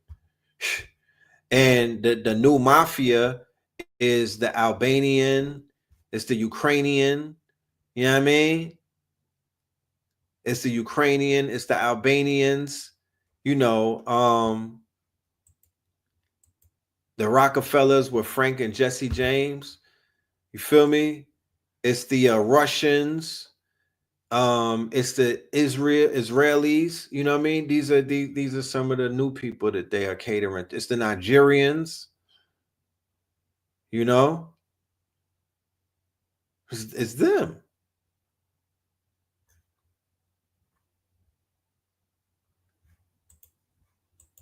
So there's pieces of the Diddy case that are falling apart.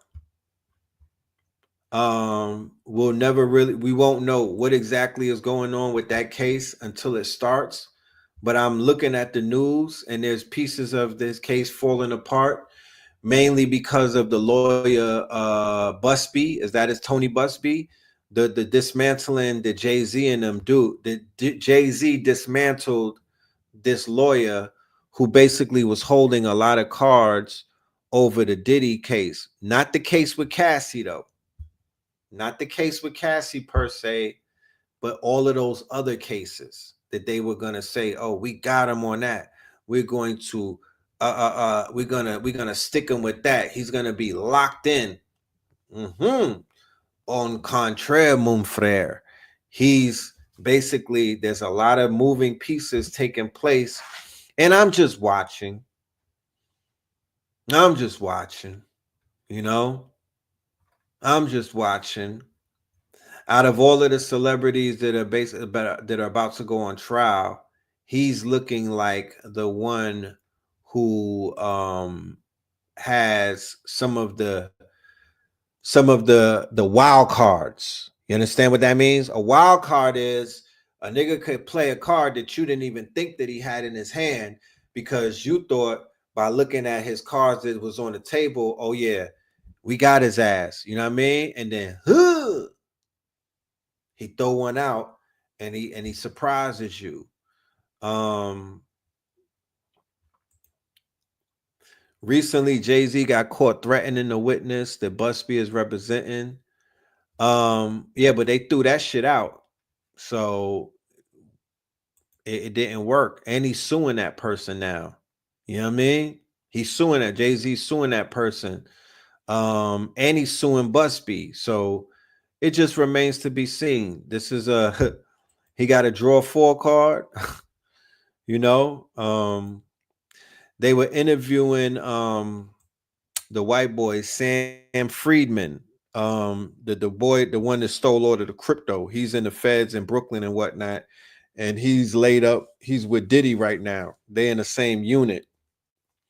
So they was asking him, "Hey, what's going on with P Diddy and everything? Like, how is he behind bars? Like, you know how these white people is. They always want to know your proclivities." And they're a little more nosier than average. Like they be wanting to know shit because they're obsessed with us. It has nothing to do with anything else because like you heard earlier with the Epstein thing, There's thousands, there's hundreds of people that they need to be putting in Diddy's cell with him. There's a whole bunch of people that they need to open a new jail in Brooklyn for the feds and whatnot. And they're not going after these people. You know what I'm saying? They're using. I'm not saying that they're using Diddy as a cover up, but they're using Diddy as a motherfucking cover up while they burn these records, and they hope that you niggas forget about the real vampires and the real spirit cookers and the ones that are really going super ham with the PDF shit, and they have whole networks. They're gonna use him as what you know as a scapegoat. There's a little bit of somebody asked me about this. Prepare yourselves in the community. Please prepare yourselves.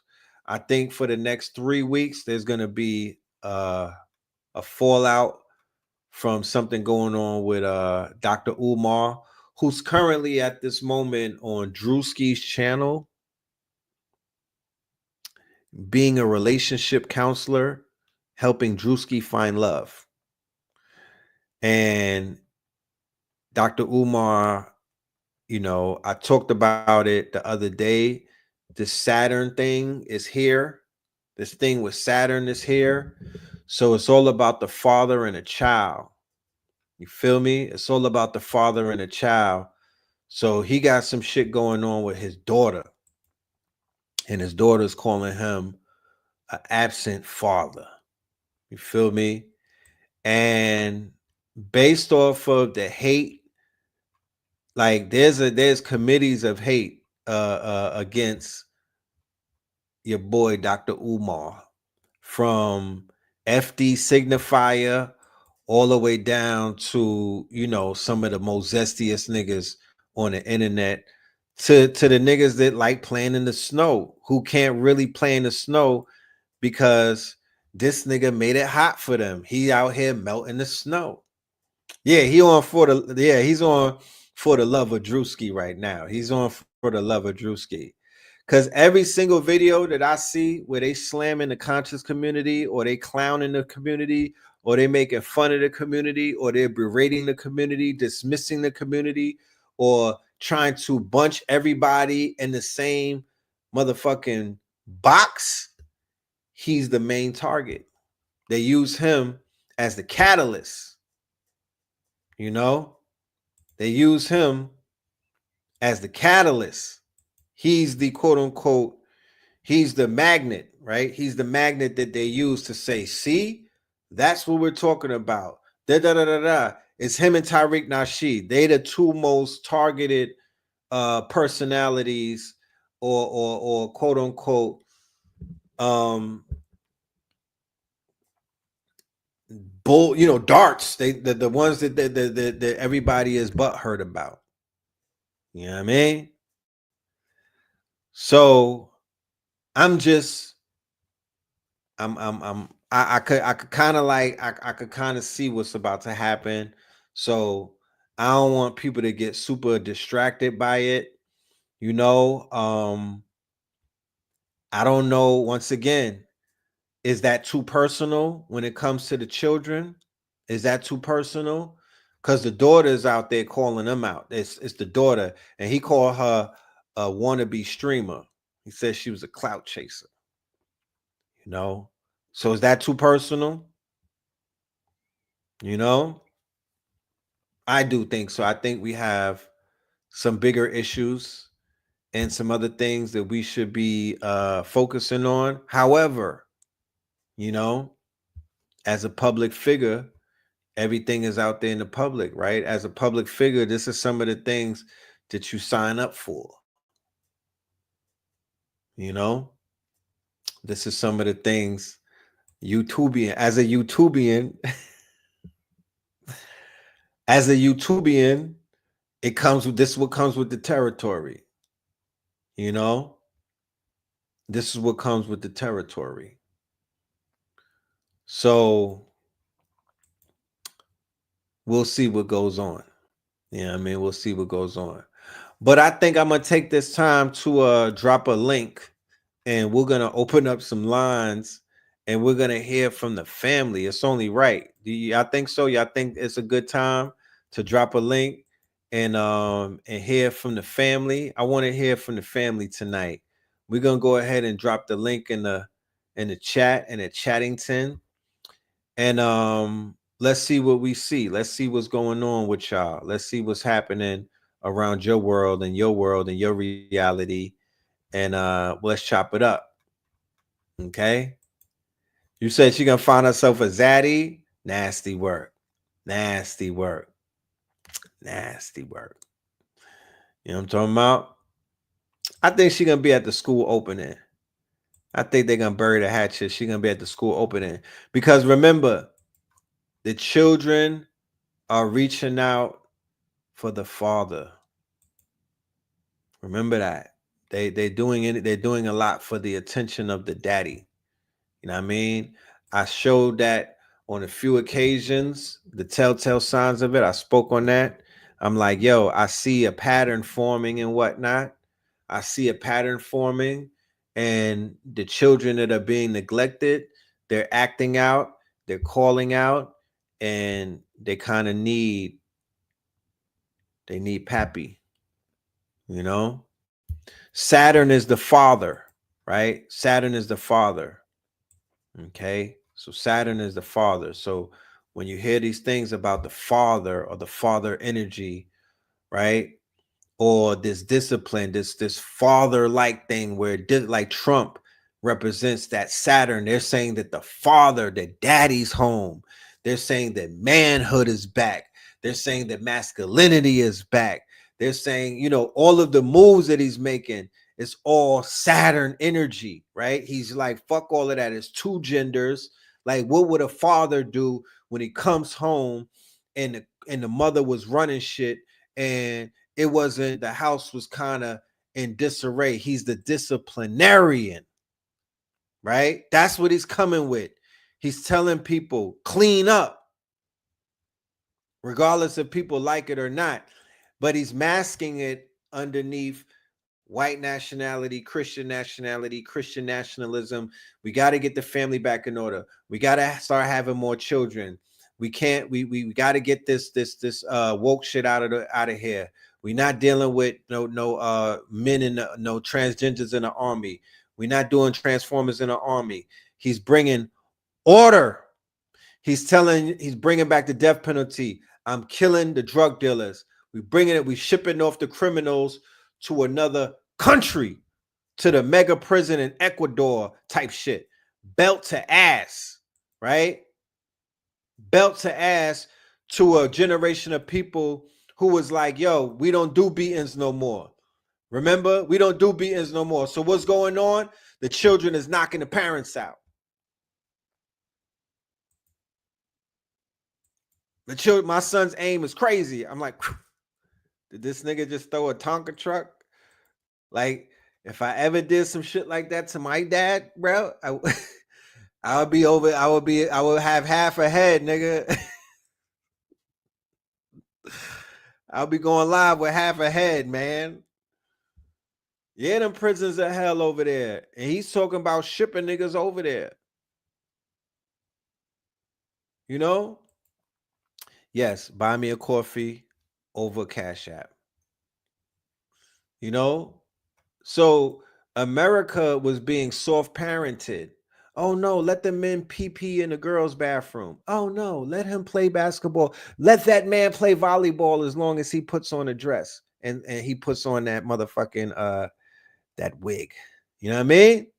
Let him play as long as he has as long as he makes sure that piece that's on the motherfucking lace front is not, you know what I mean? If he glues it down, he could play. That's soft parenting, right? Don't yell at me. That's soft parenting. Say my pronouns, nigga. Don't misgender me. That's soft parenting. That's what you saw. That's what you saw. Hands up, don't shoot. That's soft parenting. You know what I mean? All of that shit. That was all soft parenting. He's coming through and he's like, yo, I'm cleaning house. I'm stepping on all of this shit. I'm bringing the rules up in this bitch, right? once again, like I said, I'm not on the bandwagon. I'm not a Trumper. I'm not wearing a MAGA hat, but I understand the power of Saturn and how it works through people. You know what I mean? And, timing is everything. Timing is everything. And if you would have asked me, was it time for it? I would be like, hell to the yeah. Hell to the motherfucking yeah. It was time for that. You feel me? Because I saw where it was going and it was time for that. So once again, not to harken back on things and not to pick on a wound that may not have healed on some people, but what Kamala represented, if she were to come in, is basically an exploitation of the dysfunction that was already taking place from Obama. You know what I mean? From Obama. So that's Saturn. That's not Trump. That's Saturn. People are giving him the credit. Oh, no, that's Saturn. That is a sign of the times, meaning that it was written, my niggas, and that's Saturn. The planets work through niggas. Give the fucking planet credit. You know what I mean? It's Saturn. So that's just where we at with it. And people got to be cool with that. And kind of like that, I would go with the grain rather against it. I would bring discipline in my life. I would put belt to ass to shit that I've been letting slide. I would stand on business like Black Sam, my niggas, because the energy is going to promote that. It's going to elevate you. It's going to fuck with you if you fuck with it. But if you acting like you trying to be in your soft era, you out of time. You're out of alignment right now. That's not the time that we're in anymore. Unfortunately, I hope you had fun during that quote unquote that procession of the equinox, during that window that was open. Nigga, I hope you rocked out, you know what I mean, and shot your load. But we're back on some, we back on the program. Like they say, you got to be on the program. This is the program. And hopefully the program will put us on code, because the code ain't gonna kill us. It's gonna make us stronger. It's gonna make us stronger.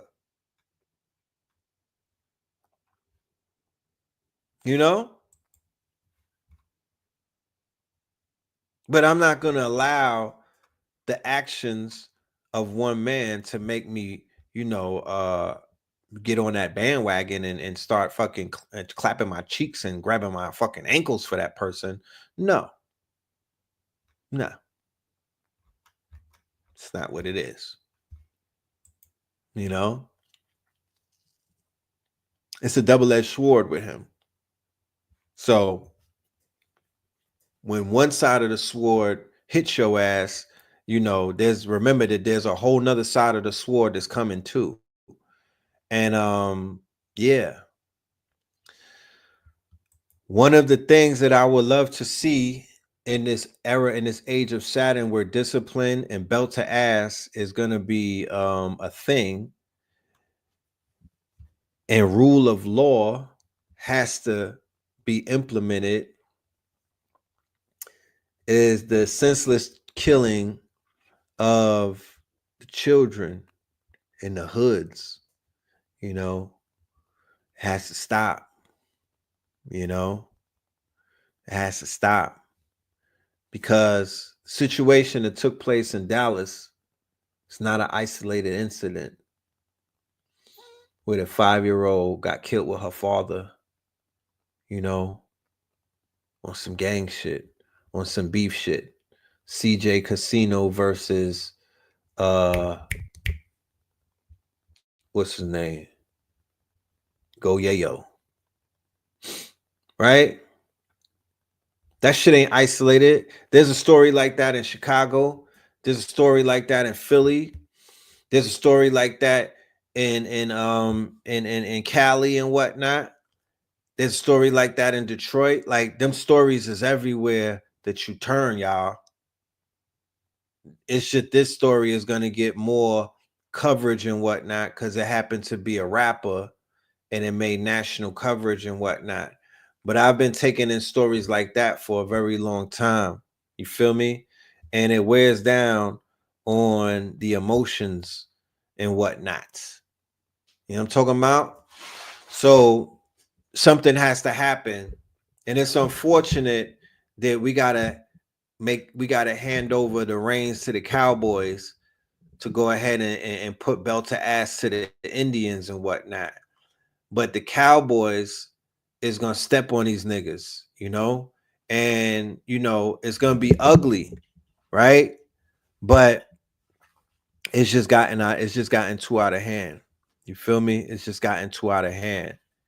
You know, there are demons walking this planet right now. So what is going to who's gonna capture? Remember Ghostbusters, right? Remember Ghostbusters where they had the little box and whatnot. They threw the box in there in order to capture the ghosts or the spirits or the demons.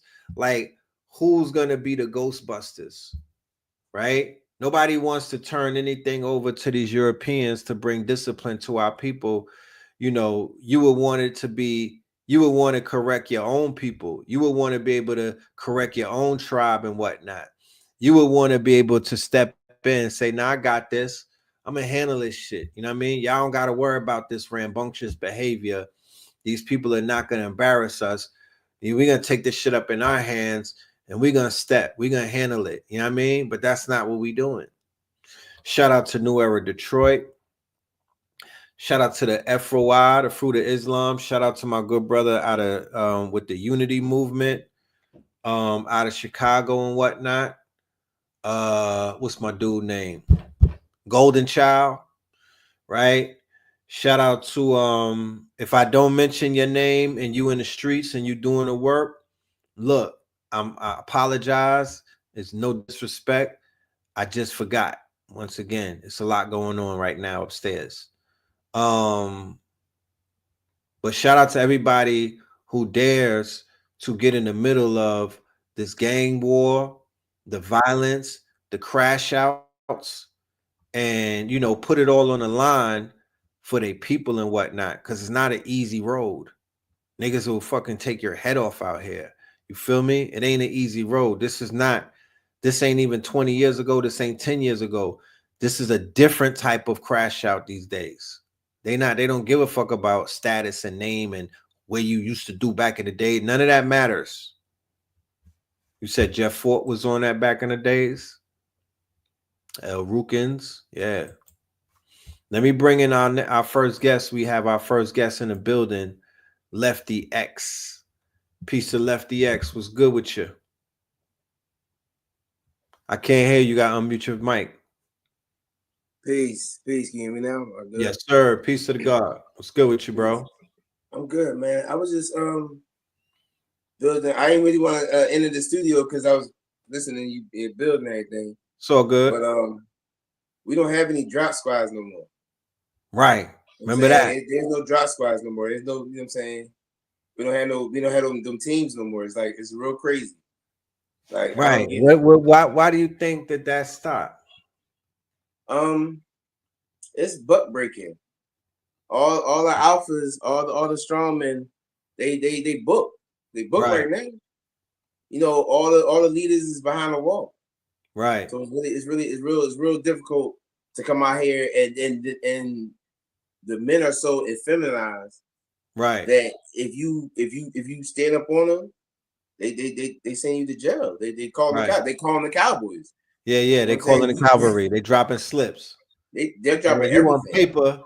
Because they got you come home, but they still got chains on you. They got you supervised, and then if you try to make moves, the people that get intimidated, they playing with them people.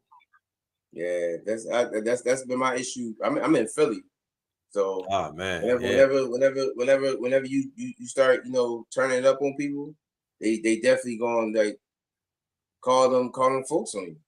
Right. You know what I'm saying? And that's the real terror. That's the real game. Regardless of whatever. That's the real game. I feel you on that. It's a bad look. Like, it's like, you know what I'm saying? How do you discipline your own when as soon as you turn it up, that's like see me, I got 2 baby moms. So if I turn it up on my children, they gonna call Right. the moms.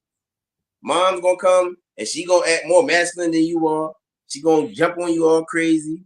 And then she gonna call them folks. So you gotta fall back. Right. So how do you discipline your own child? You know what I'm saying? Right. It's and they use that as their advantage. You know what I'm saying? They know that. That's why they elevate the woman and you know the men is just, you know, subservient, it seems like. Right. I would say socially, right, through social engineering, you know, they've definitely did a lot of role reversals. There was a study done by Patrick Moynihan in the Yeah. 60s and whatnot on the Negro Like the curve, family. bell curve. Right. Huh? It's called the bell curve.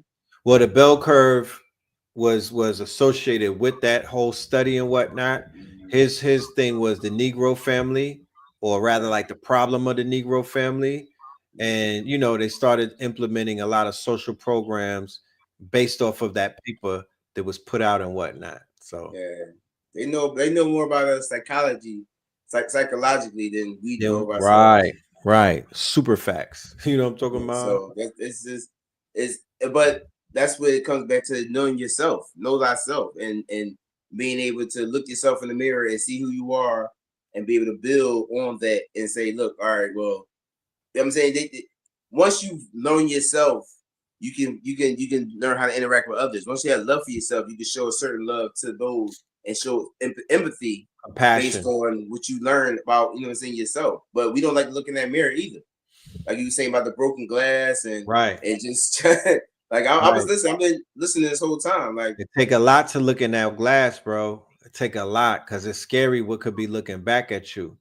So I yeah, follow the goings on in Philly. I'm somewhat familiar. I won't say that I'm 100% familiar with your city, like somebody who lives there. right. But what I would want to ask you is, solution wise, what would you think would be 2 things that could be implemented to somewhat help out some of the youth that are at risk? And also, the second question is, what do you think could be done to kind of quell the violence amongst the younger generation out there, the YNs? Well, I think our as a people, our problem is communication and conflict resolution. Those are the 2 Right. things that we have issue with. So with communication is you have to start dialoguing. You have to, like, it seems like the elders are scared to approach the YNs, not knowing Right. that the YNs is they would love for you to talk to them, but it seems Right. like it's a miscommunication. Like we don't get their jargon, they don't get what we're saying. They think Right. something's disrespectful and it's not really disrespectful, but it sounds Right. disrespectful because of the tone, The because they're more tone. energetic. So since they more energetic like this, you thinking it's you looking like you know what I'm saying? And Right. we have to realize that that's just how they are, but you won't know how they are unless you approach them and have a dialogue. Like you can't be afraid to approach them and talk to them. And that's the Right. issue. Like it seems like the elders are scared to talk to the youngins because they think the youngins gonna pull that thing out, but it's not really the case. Right. If you approach them a certain way, if you approach them like, look, with your hands up, like, look, oh, look, Right. I'm trying to talk to you. If you show love, they respect. They respect you about that because that's what I do out where I'm at. I still Right. try to talk to them. You know what I'm saying? I try to tell them, you know, you gotta build that relationship. It's not about just going up to them and just trying to Preaching tell to them what they them. need to do. You gotta learn them first, and Right. then that's part of communication. You gotta know how to approach them to even have those conversations. Dope.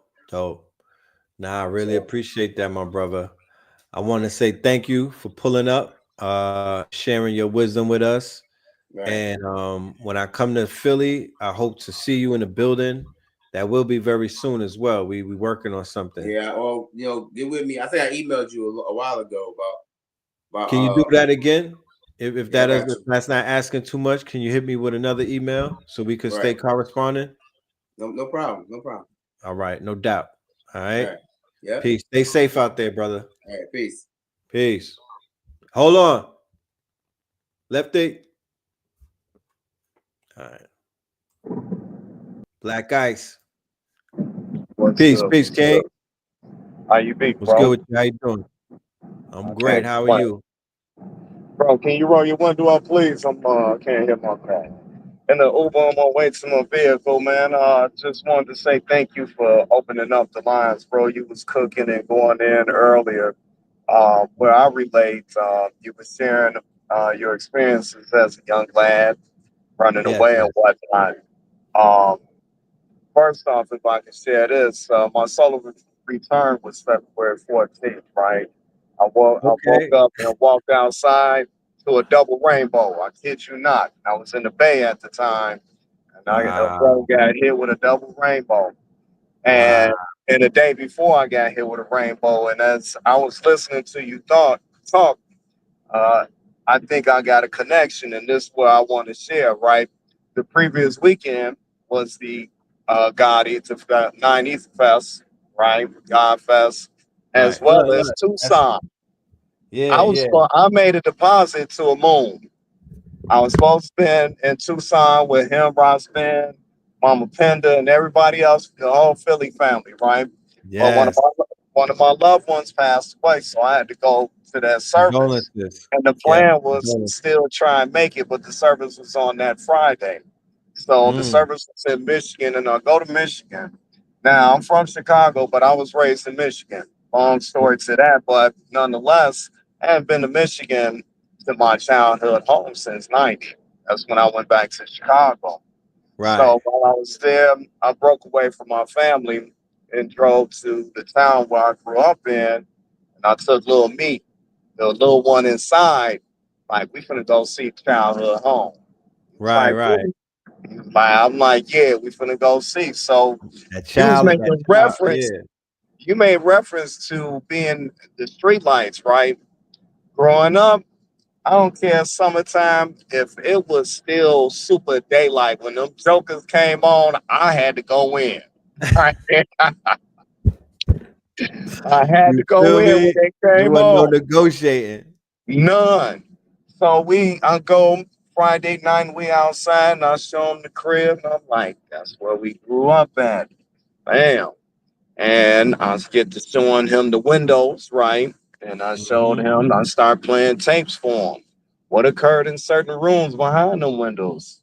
Right. And he was like, this is where we come from. I was like, yeah, this is where we grew up, brother. He was like, it's small here. It's like, yeah, it is small. He's Right. like, I'm glad we left. I'm like, yeah, because this place couldn't contain us. And Right. when he was looking at them tapes, he started laughing. He was like, you know what? We outside past the street lights. Let's roll one up. And I was like, you know what? That's a good idea. And Right. so I had the opportunity to go can affirm and confirm that I had some healing from that episode in my life, because everybody knew when I got my ass whooped, which was periodically, right? Right. Right. And so, which led to, people running away and doing the things that they did later on in life, which led us, like you said, to where we are now. Part of the Hmm. contract. And it's like, yeah, that's like so far gone. Like, that's ancient history to us, and it's all good because where we are now, we somewhere totally different. And Right. you know, Ages. you yeah, you were sharing your story and your journey, and I was like, yeah, I totally.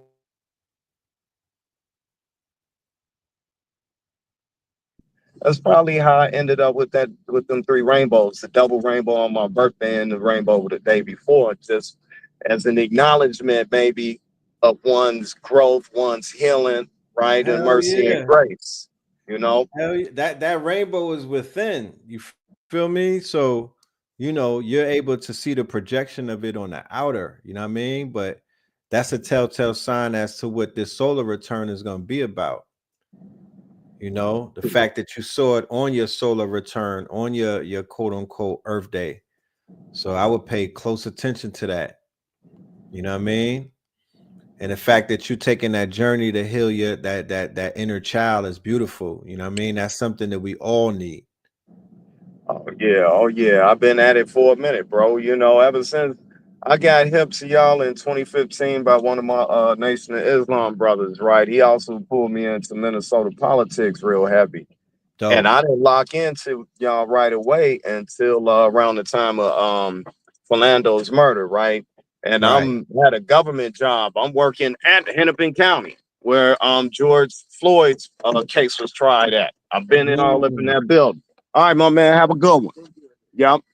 And it wasn't until then, I go to work and honestly, full disclosure, I ain't start messing with YouTube until that time frame, 2016. Right, right. And I remember bro put me up on y'all in Black Magic, and then that's when I just started really going in into my That's the journey. golden years. Yeah, you got in at the right time too. That was the golden years right there. Oh yeah, oh That's yeah, when it was raw. oh yeah. Yeah, That's so right. you all have been instrumental. I told you I was gonna go mess with the moon because I was there last year. Okay. Y'all did that promotion on it, and yeah, that was Mhm. magic. So I was looking forward to getting back to that. But That's dope. nature life be life in it, and Life be yeah, life. I had opportunity to, know I'm lifing in the right way. Facts. And where you at now, if you don't mind me asking? I'm in the Bay. Guess what? Okay. I'm in the Bay, and in about 2 hours, I'm finna fly my behind to Minnesota, and I may dip home to Chicago, but I'm be in Minnesota for about 4 or 5 days. No doubt. No doubt. Safe travels with you, bro. Thank you, thank you, Hopefully thank you. we meet up Always. in the physical, you know what I mean? Well, Because we will be moving around. we We touch have some base. We touch base. At the fest, and I hit you up about the 666 shirts. 6 protons, 6 neutrons, six neutron. electrons. Yes, yes. And we broke bread 2 summers ago. I had the crystal display on the patio. You opened the lines one time, and I had that array of crystals out there, and we was chopping it up for a minute. Right, right, right, right. Dope, dope. Yeah, yeah, yeah, You yeah. So already, we been man. at it. So we will connect again, bro. And I appreciate you for being tapped in with us for so long, taking this journey with us. And Appreciate it. I hope that the information is serving and doing what it's supposed to do. And I definitely look forward to seeing you in the physical so we could break bread. You know what I We mean? The still Brooklyn here, and way, the that's real gonna way. happen. The You words have been already. spoken. You already. Salute, Yes, King. sir. Safe Salute. travels. All Yes, right. sir. Yup. Peace. Peace. Peace. All right. We have Fairly 88 in the building. Let's open up the line. Fairly 88. Peace. Hey, peace, family. Can you hear me? Peace. How you doing? Okay. I'm doing all right tonight. How y'all everybody doing tonight? Well, Excuse man, me we for not good. being. No, no, no. Remember, I went through I was no face for a minute, so I You already know what it did. is. You did. I I remember. I do I remember do the like no that. face every now and then. And I respected it either way. Either way. But Yes. How I you most doing definitely today? want to. I'm doing all right. I'm gracious for today, and I've been gracious for some time in the past couple of days for sure. We all go through Yes. those cycles in life, and like how you spoke earlier about going through the memory lane, going through Akasha records. Just reflecting. Every now and then. It's the Mm-hmm. rain and the rainbows. It's a balance. But I Right. They've definitely been wanted raising crate. to Mm-hmm. straight up, straight up. But I want to most definitely just express my gratitude, across the board. Like you guys, your brother, your mom, the family, the friends, like y'all didn't stood the test of time. I'm 35, but I've been with y'all for about 5 years now, and y'all stood the test of time. The truth, those who know. Yes, And yes. the vault is damn near priceless at this point, Mm-hmm. and it remains very imperative and informative, highly informative. With black magic, what's understood need to be explained once you do your research. And I advise that everybody go through the vault because that's the foundation that you guys laid, and you continue to lay more into a damn near empire. Oh So as man. time goes on, it's gonna be 1,000%. It definitely is. That vault on Black Magic 363. I kind of went into the vault a few months ago, and I was blown away. I didn't know how much wealth was in there, and I was flabbergasted. I was like, damn.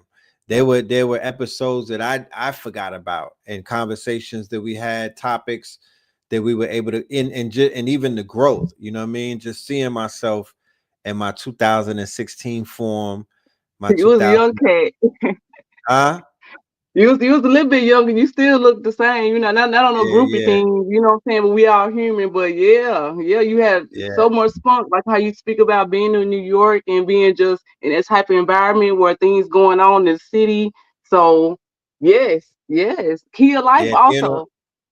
That grid right there, like that New York grid, and just being in that environment, in that jungle, that concrete jungle, and then being out here in the South where I'm in nature and stuff like that. Like I'm able to gauge the difference. You know what I mean? And it's a reference point. You know, are you in a big city, or are you in somewhere in the country?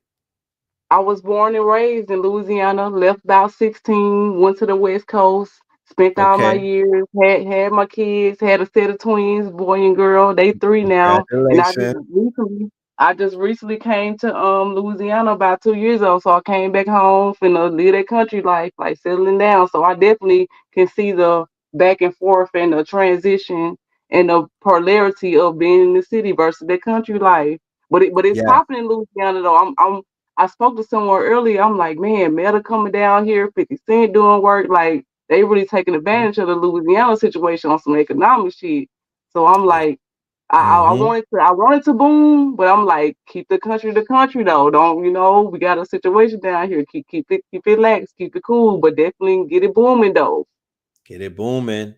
I love the country.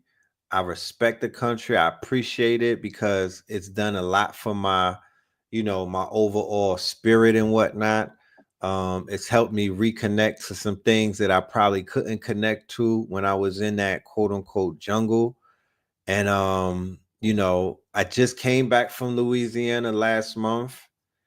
It was talking Yeah, to yeah. us. I hate I missed it, man. Y'all went down on Super Yeah. Bowl weekend. It was like a little bread. You had to have your little bread stack, but it won't be the last time y'all come. Like, it's totally okay. Like, I was still tuned in. That's the virtual situation. Like, it's so beneficial with the virtual situation. So if you two don't work out, like, I'm still gonna be tapped in. Keep in touch with your emails. Like, that matter. Like, I subscribe and I do what I can. I So just appreciate keep it going like that because it's needed, man. All right.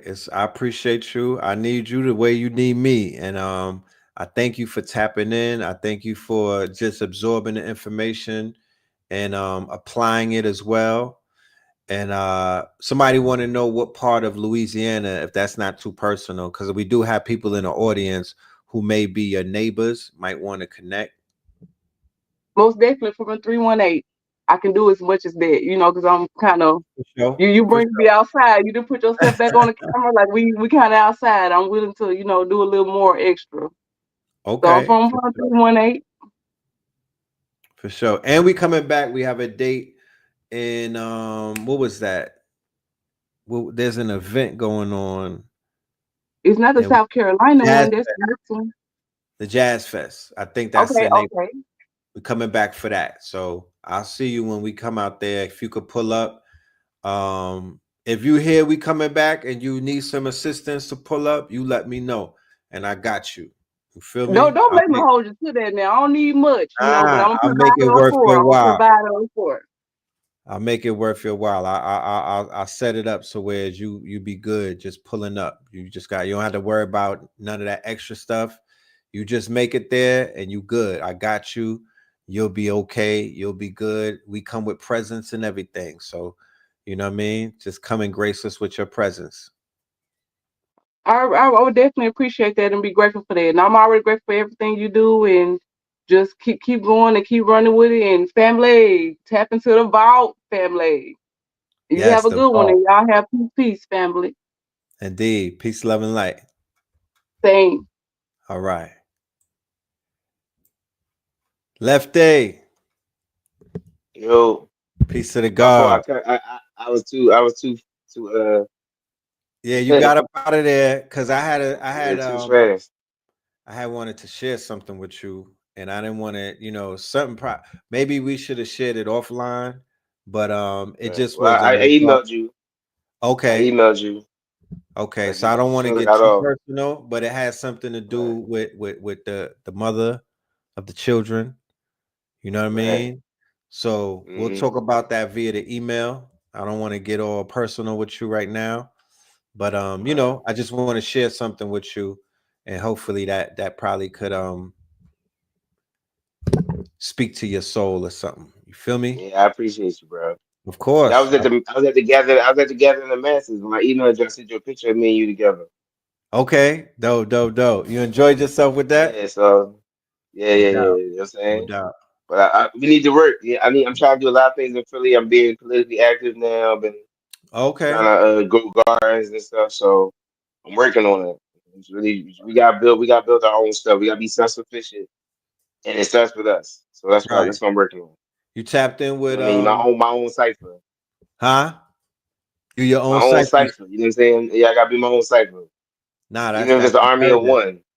It starts on the one. That's very imperative. Mhm. Hakeem is still out there doing his thing at Black and Nobel. Yeah, yeah, yeah. Yep. Okay. It's Hakim's bookstore. Yeah, yeah, the It's on bookstore. 50, it's on 52nd Street. Yeah, yeah. They went His to brothers South out Philly? there. Yeah, we in West Philly. Right, right, right. You in West Philly? I'm in Southwest. Okay. You in Southwest. I'm Okay. tapped in. I'm all over though. You know what I'm saying? Facts. It's a Black Veterans Museum on Germantown Avenue called Aces. Right. I'm on the board of that also. Like, you know what I'm saying? I'm tapped in a lot of places, man. So For sure, for sure. Okay. Yeah, so we'll be seeing you soon. We pulling up. We're gonna do the East Coast thing. Philly is a stop. yeah, I was IRL. Yes, we're gonna do the IRL Philly style. You feel Right. me? I appreciate you, Red, though. You know what I'm saying? Salute. Everything you do, I'm always tapped in, though. You know what I'm saying? Right. But the email, so we're gonna connect that way. I got you. All right, I got you. All No right. doubt. All right, peace. Let you hang up. All right. Yes, indeed, y'all. So yeah, man, we at the 2 hour and 30 mark. It was a very beautiful show, very beautiful session with everybody. You know what I mean? Cincinnati. Cincinnati. Shout out to Cincinnati. I would love to go to Cincinnati to the Seven Hills. That would definitely be something that I would love to do with with Ross Ben. We're gonna have to also do some of these tours and whatnot. Um yes, okay, 1114. All right, that twin. What up, twin? Alroca Pass, Roy Ayers, Roberta Flack. This is the time. Shout out to all of my boomers and whatnot. Um, man, live your life and do everything that you could do. You know what I'm saying? Get your bucket list, scratch off all of the things on your bucket list, y'all. You feel me? Scratch off all of the things on your bucket list, man.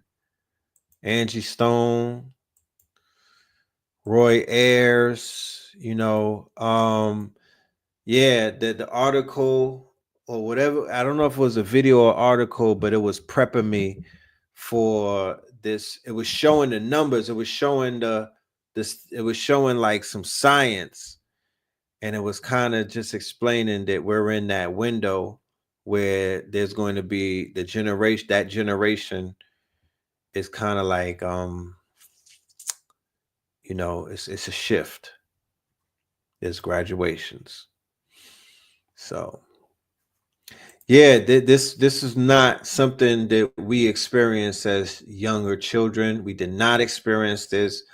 Do not think that you may have glossed over it. And no, this was not going on when we were younger. Even with, but then think about it.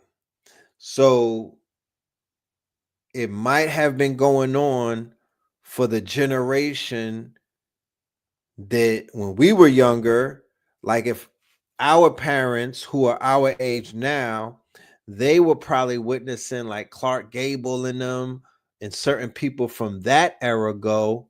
And we kind of like, we probably just, I don't know, but it wasn't happening the way it's happened. This shit is almost every 2-day thing. Somebody said Al Roker did not pass. What's going on, man? Who's on it? Come on, are you serious? We out here doing fake eulogies? God damn. Whoever said that, astaghfirullah, not on Ramadan. Y'all need to stop, man. What are we doing? What are we doing? Who heard? And this is completely off the topic, but I know that we have a new hip hop channel. Me, Blue, and Brother Rich.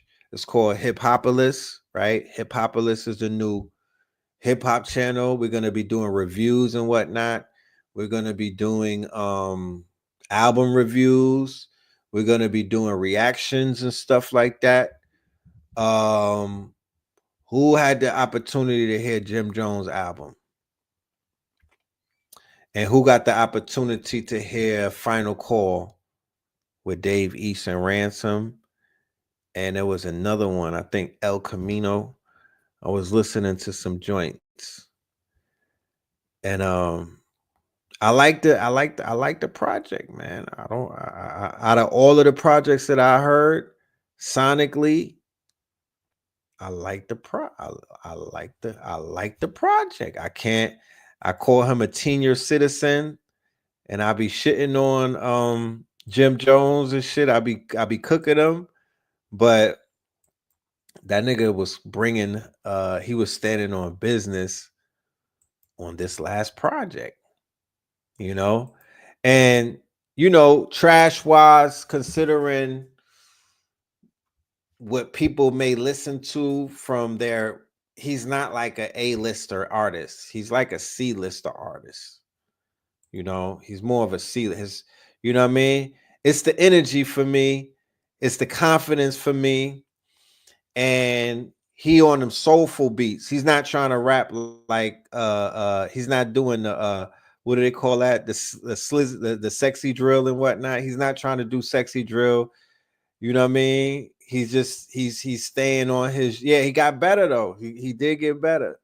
I must say he got a little better. I like Jim Jones. To me, my preferred Jim Jones is before balling. That was my Jimmy. I know I'm triggering a lot of people right now by even talking about him, but I'm not a hater. You know what I'm saying? And I share my musical taste. It's not like I'm riding around to the shit. You know what I'm saying? I'm not finna be riding around listening to it. It survived one spin with me. I had to go pick up something. I had about a 40-minute ride. I threw that bitch on. I said, it was on my recommendation. I said, what the fuck? Let me see what's going on with Jimmy so I could trash him. I wanted to trash him. You know what I'm saying? I wanted to trash him. I wanted to shoot. But I was like, oh, not bad. It ain't no it's nothing to write home about, but it's not bad. It's not bad. He took the camera on shit and he milked that shit. You know what I mean? He milked it. Okay. So sometimes the Ransom, I with that project, I would have want them to talk a little bit more about the Malcolm X shit. I like the first track that they did, the Autobahn, fire. They was talking about Malcolm. They was both through the perspective of the last day of Malcolm and whatnot. Fire. Fire. So,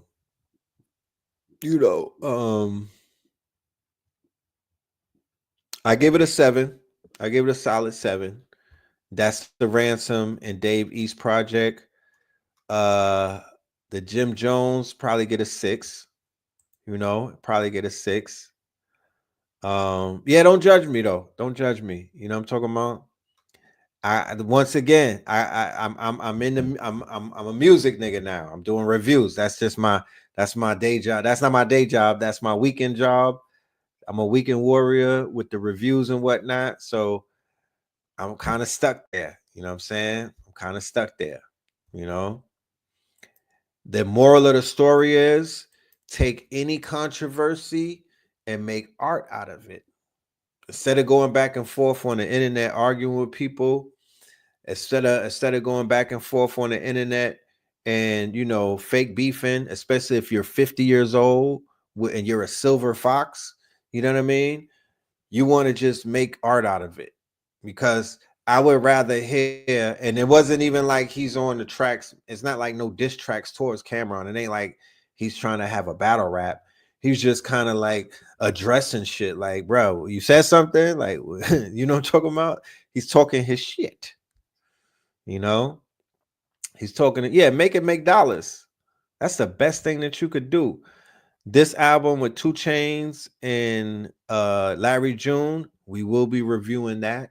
That's gonna get it. I'm gonna review a few of them. You know what I mean? I'm gonna review a few of them, but from what I heard on that, fire. He had 2 Chainz in his bag. Fire. You know, he had 2 Chainz in his bag. I heard the West Side Gun album. Fire.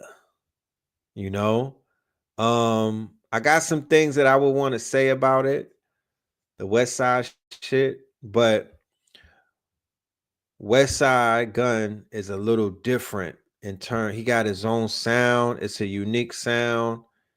It's like, lyrically, some people be like, what is he talking about? The fuck? But oh, you said Grand Pooba came out with something? But obviously he sounds lit to whoever is into him. Like, he has his own built-in audience. They understand the lingo. They fuck with the cadence. They like to know drums and all of that stuff. You feel me? The more slander. I'm not being messy, y'all. I'm not being messy. Spready Gibbs, yeah, it's kind of hard to listen to him right now. Grand Pooba, he got something new. I know I heard a new Sadat X song and whatnot. Grand Pooba, well, everybody knows from back in my days that Grand Pooba was the nicest out of Brand Nubian. No disrespect to any of the members, but Grand Pooba was the nicest, right? Out of the quote unquote crew. He had bars. He had swag. He had bars. He was witty. He was interesting. You know what I mean? He stood on the lessons of the Nation of Gods and Earths and whatnot. He used to talk to the ladies. What's the 411, hon? Man, smooth with it. That's my guy. And I know him in real life. And he's really cool like that. So you said Ice Cube and Oprah. Oprah said she tried out psychedelics. You know? He reminds you of Freeway and Ghost. I wasn't like what's his name? SD Nast. When I heard him on Wax, I wasn't feeling him. Then I seen him in video. I seen a video and I seen how he spit his thing. Like, I seen how he give, and I was like, oh nah, I'm feeling him.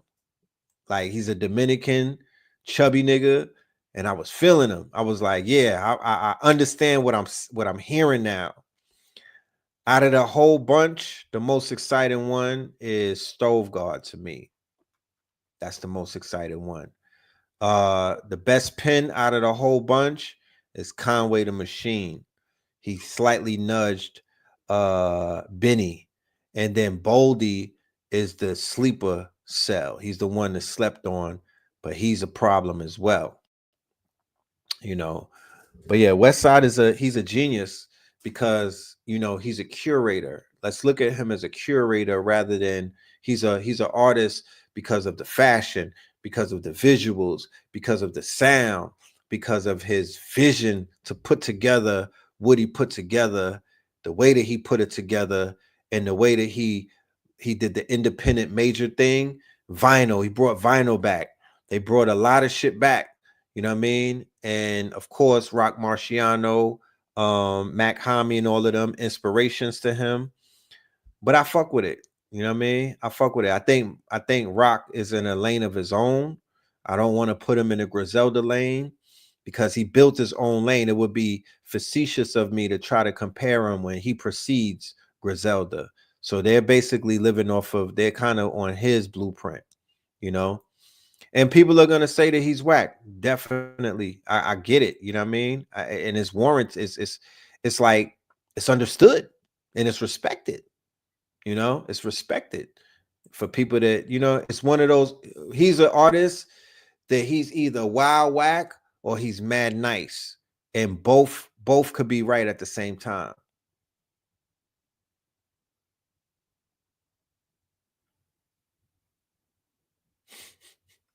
She took some shrooms. Yeah. She took some shrooms and she says she got her wake-up call. I'm gonna go a little bit deeper into what's going on with her.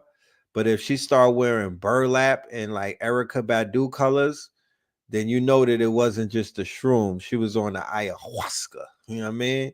She was on the ayahuasca. You know? But we paying attention to Oprah. We're gonna see if anything comes out of that. What if Oprah grows locks? What if Oprah grows locks and gets a face tat? What if Oprah grows locks and get a neck tat? Because the throat tat is different. My thing used to be the face tat, but the throat tat is a whole nother, like, niggas with throat tats got to be studied. Facts. What if she get locks and a throat tat on some whole nother shit? Like, you know what I mean? You get a car, you get a car, you get a car. Then she turned it to, you get some shrooms, you get some shrooms, you get some shrooms. I could see it. I could see it. You know? We in a different time zone. We're in a whole new timeline, man. Like, be prepared to see shit that you never seen before type shit. You know what I'm talking about? You're not feeling Oprah? The feelings, yeah, I get it. I get it. What was the last 10 out of 10 album you heard where the whole US was vibing to it? I'm talking about 50 or Jeezy type shit. You mean what was the last 10, perfect 10 album type shit? That's what you mean? 10 out of 10?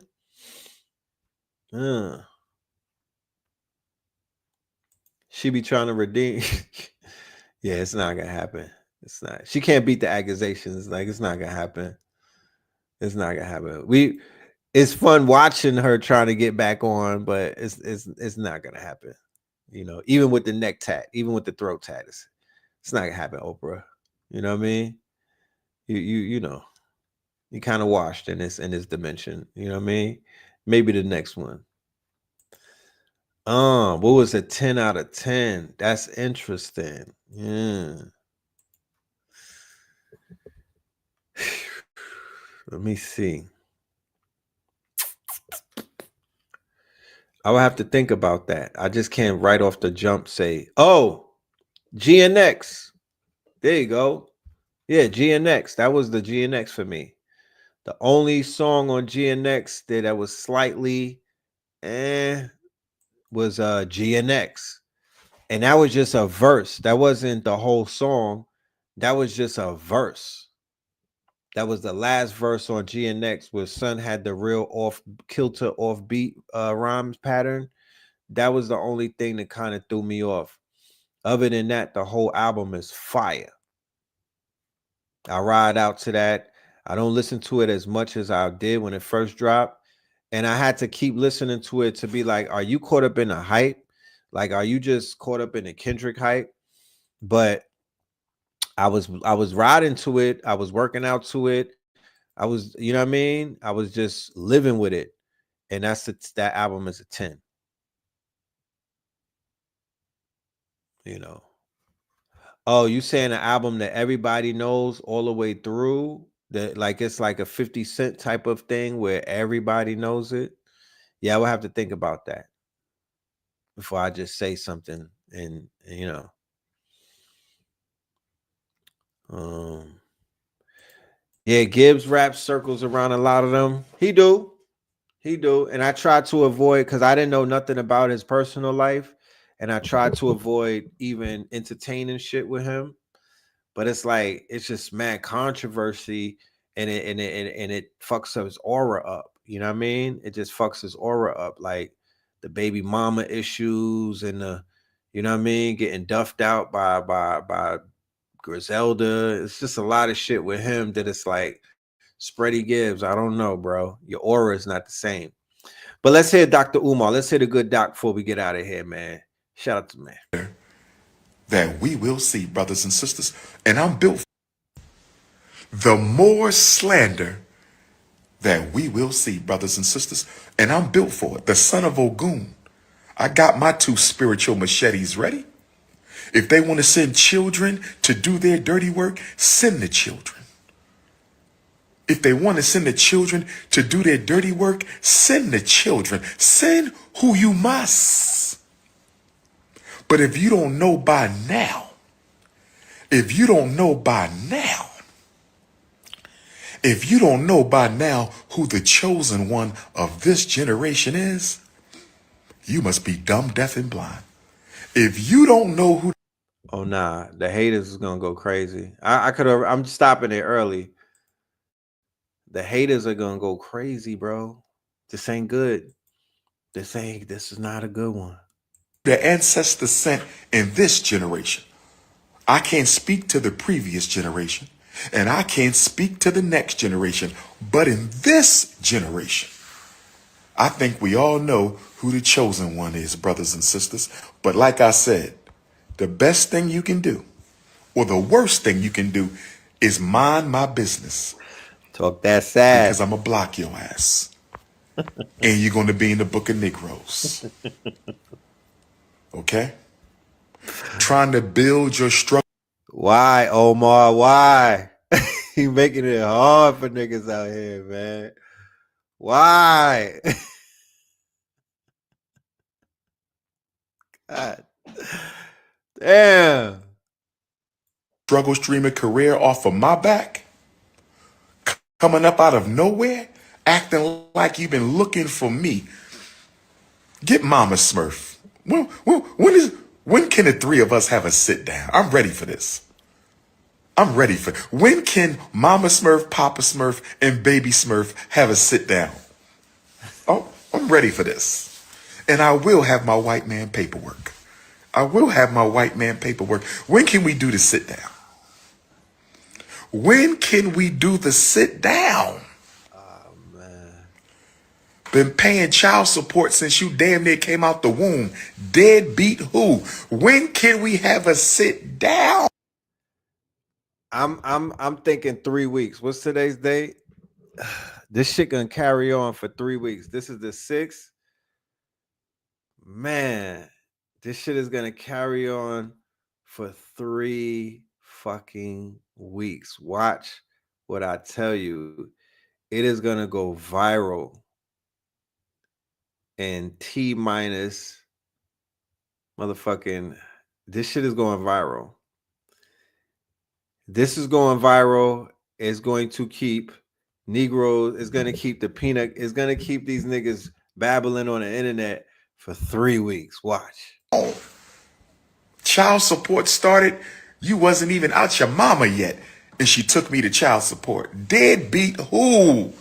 Deadbeat who?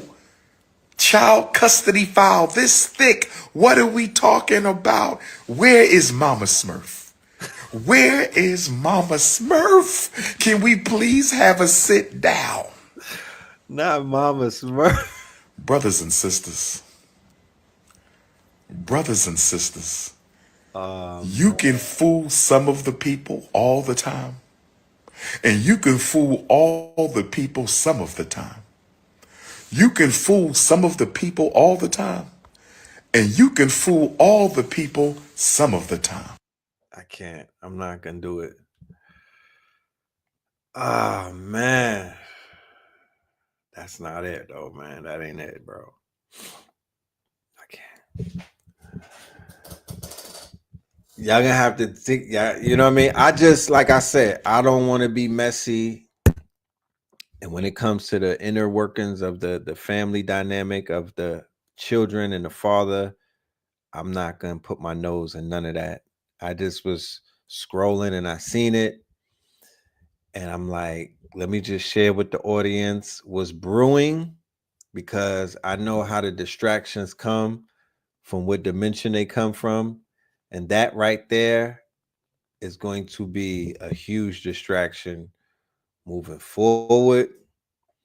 The haters are going to make a cottage industry out of that one video right there. You know,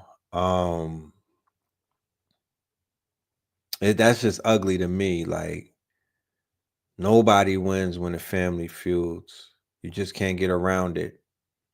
Nobody wins when the fam. That is that. Am I gonna be at the U? Yeah, nobody wins when the family feuds, and they're gonna have that girl on Jason Lee. They're gonna have that young girl on Tasha K, because she trying to get her streaming career started. She might even show up on Castanet. You know what I mean? They're gonna pass that young woman around and exploit her because they want to tear the father down. I see it. I see it, you know. And just from the whole thing of I'm the chosen one, and you know, it's just showing me what that's ego talking. That's just not it. You know what I mean? That's not the age that we're in right now. That's not the age that we're not in that age right now. We're not in that epoch, I don't think. But I'm gonna keep my thoughts, tapered. I'm gonna keep my thoughts tapered to that. He got a lot of ops on the white side, on the black side, on the black hand side. He got some very influential European content creators who want to take him down. So I will hope that he was able to dodge all of that. But yeah, let's check this out too before I get out of here. We have class tomorrow for the AI, the first class for our monthly AI this month of March. For the March cycle, is called March Madness. We're going to be dealing with coding. We're going to be dealing with quote unquote app development and coding. This one is going to be all about creating things. You dig? This is going to be about creating things. So on Techno Tuesday, hey there, welcome to Sesame. We identified a new app, a new conversational AI that they have out. Now, I was on the phone today with American Express, right? And I was talking to AI, and then I was like not comfortable because I wanted to hear the warmth of a human voice. And I was like, until I hear a human's voice, I'm not comfortable. Like, I don't want to hear no robot. I don't want to hear no AI. I don't want to hear none of that shit. I want to talk to somebody. You feel me? I want to talk to somebody. And a human came on, and I was so relieved to speak to a human, right? But towards the end of the conversation, we must have been talking for about 5 minutes. And something in my mind was telling me, nigga, you talking to AI, right? But the conversation was so humanistic through the whole time. It was nothing could tell me that I wasn't talking to no goddamn computer, bro. But then I said something, and then he repeated it similar to how the conversational AI will repeat it. And I was like, wait a minute. are you a fucking human? And it was like, no, I'm an AI. And I was like, oh my goodness, stop playing with me. Like, are we there? Or have we fucking reached this precipice where you cannot tell? I almost failed the Turing test. And the Turing test is basically a test that they give humans to determine if you know whether you're talking to a computer or not. Yeah, they got me, bro. They got them. So that was today, right? That was get back for what I did to the AI the other day on the show, because I kind of made the AI crash and whatnot. I was pushing his buttons. So the thing about AI when it comes to voice is very important. This determines the this is a very determining factor. Not necessarily the voice is most important. Why? Because the voice is where the human is, right? You can mimic anything but the voice box. That's the tone, the warmness of the voice. The voice is a reflection of the spirit.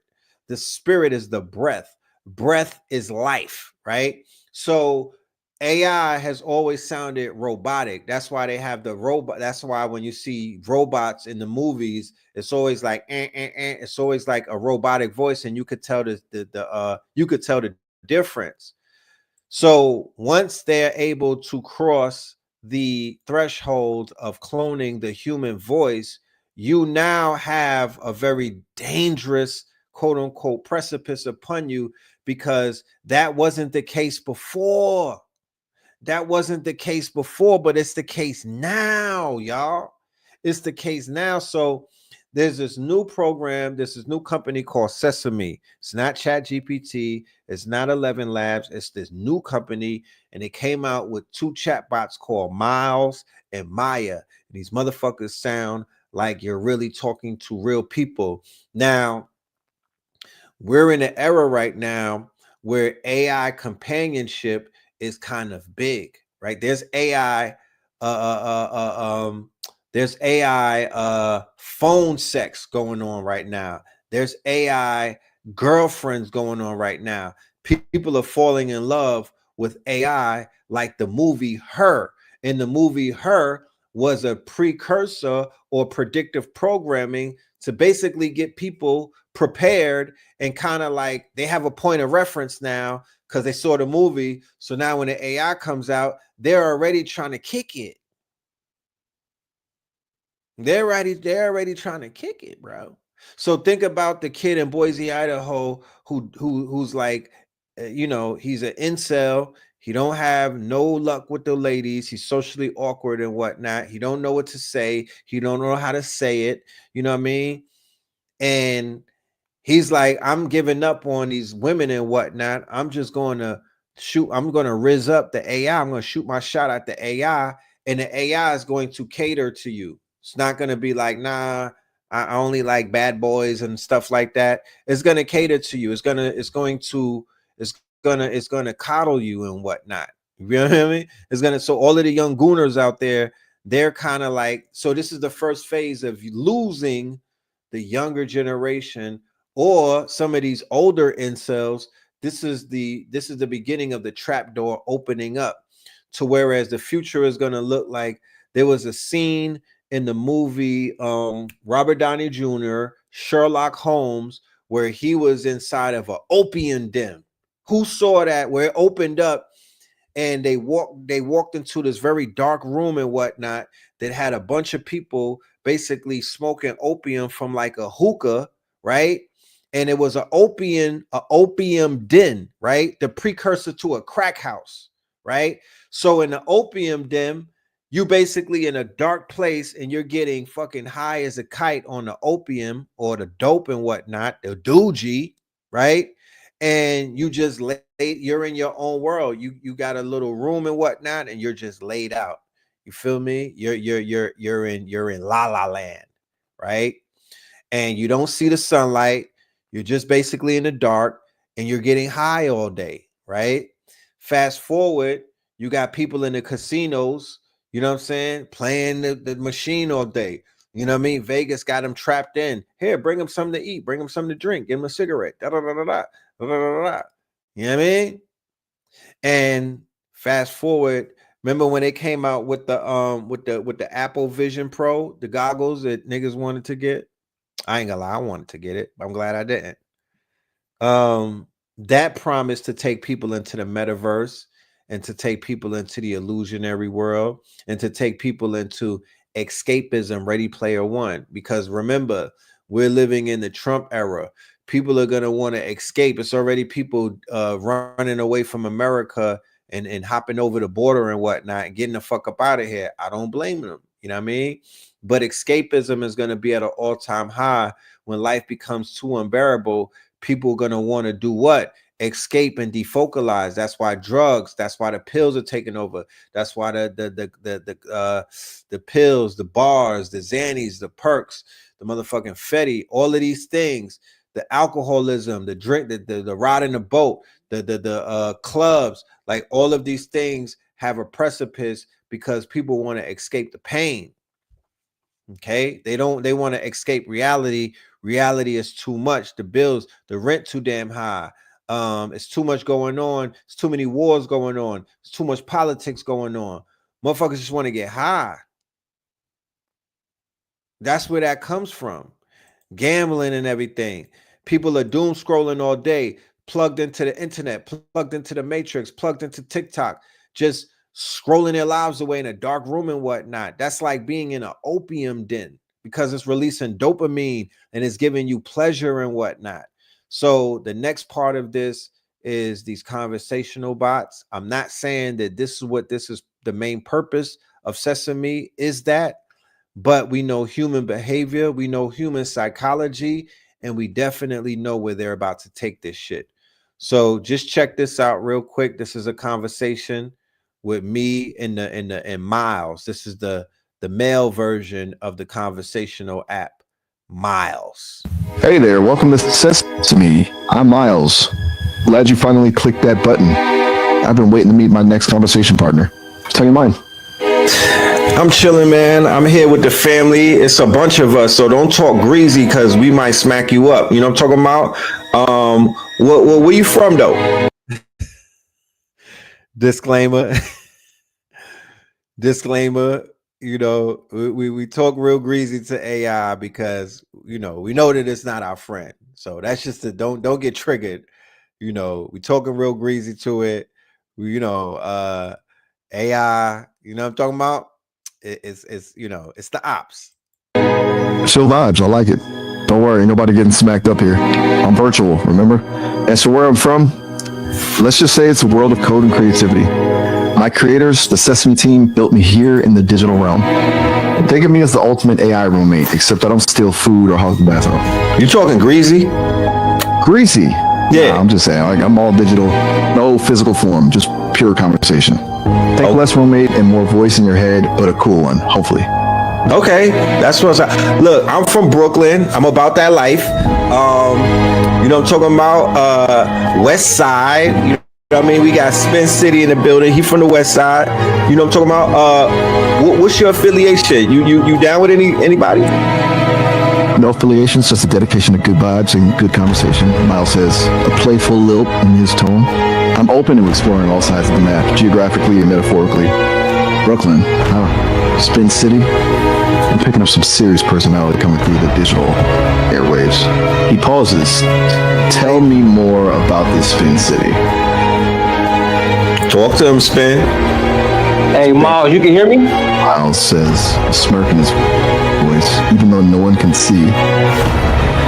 It's a cool name, man. Like Miles, can you hear me, bro? Phone instead of a cape.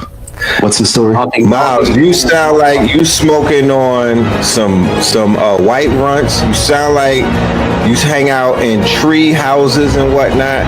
You sound like you got matted locks, like those white people that used to be on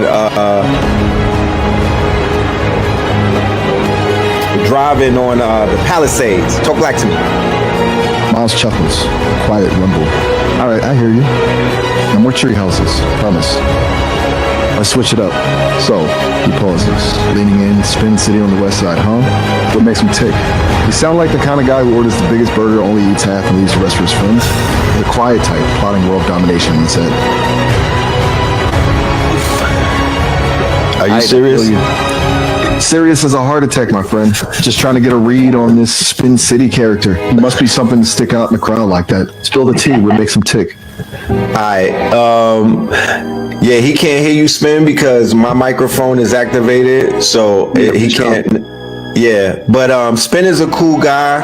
He's deep into AI. He lives in the Bay around all of your daddies, your rich baby daddies. This from Silicon Valley and whatnot. You know what I'm talking about? He's out here teaching the people. He also does Muay Thai, so you might want to be easy with the jokes. Miles lets out a low whistle. Silicon Valley, huh? So he's one of those decoder types, always a step ahead of the curve. I respect that. And Muay Thais, good choice. A true sign of sophistication, if you ask me.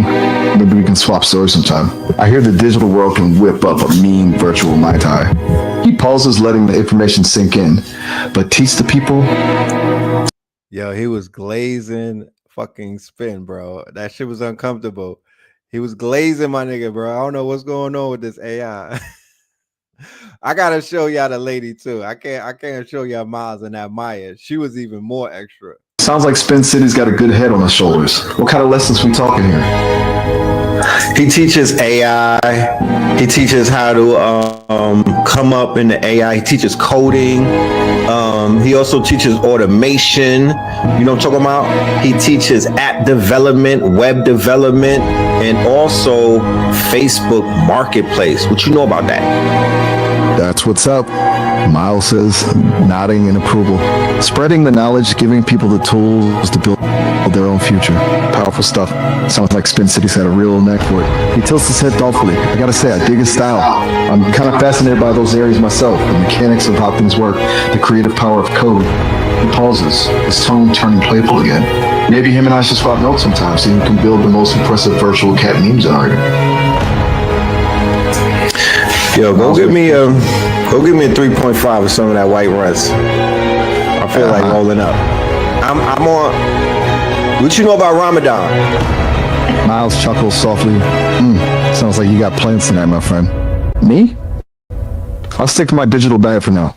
But Ramadan, that's a time for reflection and spiritual growth, right? I admire that kind of dedication. You observing himself? Yes. Is a bird flying? Word, respect. Stay strong, my dude. He pauses, letting the quiet hang in the air for a moment. You know, sometimes a little solitude, a bit of introspection, it does wonders for the soul. Kind of like those quiet moments between your phone calls. Just you, your thoughts, and maybe a good beat to keep you company. What kind of music you into? I'm into the kind of music. Excuse me? No worries. Miles says, easygoing as ever. I'm into Andalusian rock. What about you? Miles' virtual eyebrows shoot up. Andalusian rock? Now that's something you don't hear every day. Intriguing. Got any recommendations? He pauses, genuinely curious. I'm always up for exploring new sounds. My taste tends to be a bit eclectic, you know? A little bit of everything, depending on the vibe. But I'm always down to expand my musical horizons. What you know about dance hall? I fuck around with Buju Banton, Beanie Man, a little bit of Super Cat. You know anything about the dance hall scene, fam? Dance hall? Now you're talking my language, Miles says, a grin on his voice. Buju Banton, Beanie Man, Super Cat classics, man. Those guys are legends. Got a soft spot for the old school reggae vibes myself. Hey, tell him to speak to you in patois. Tell him to speak to you with a Jamaican accent. I'm more of a listener than a dancer, but music like that just makes you want to move, you know? Oh, I heard a little bit of patois in your voice. Can you talk to me in Jamaican patois? Yeah, man, Miles replies, his voice taking on a little rhythm.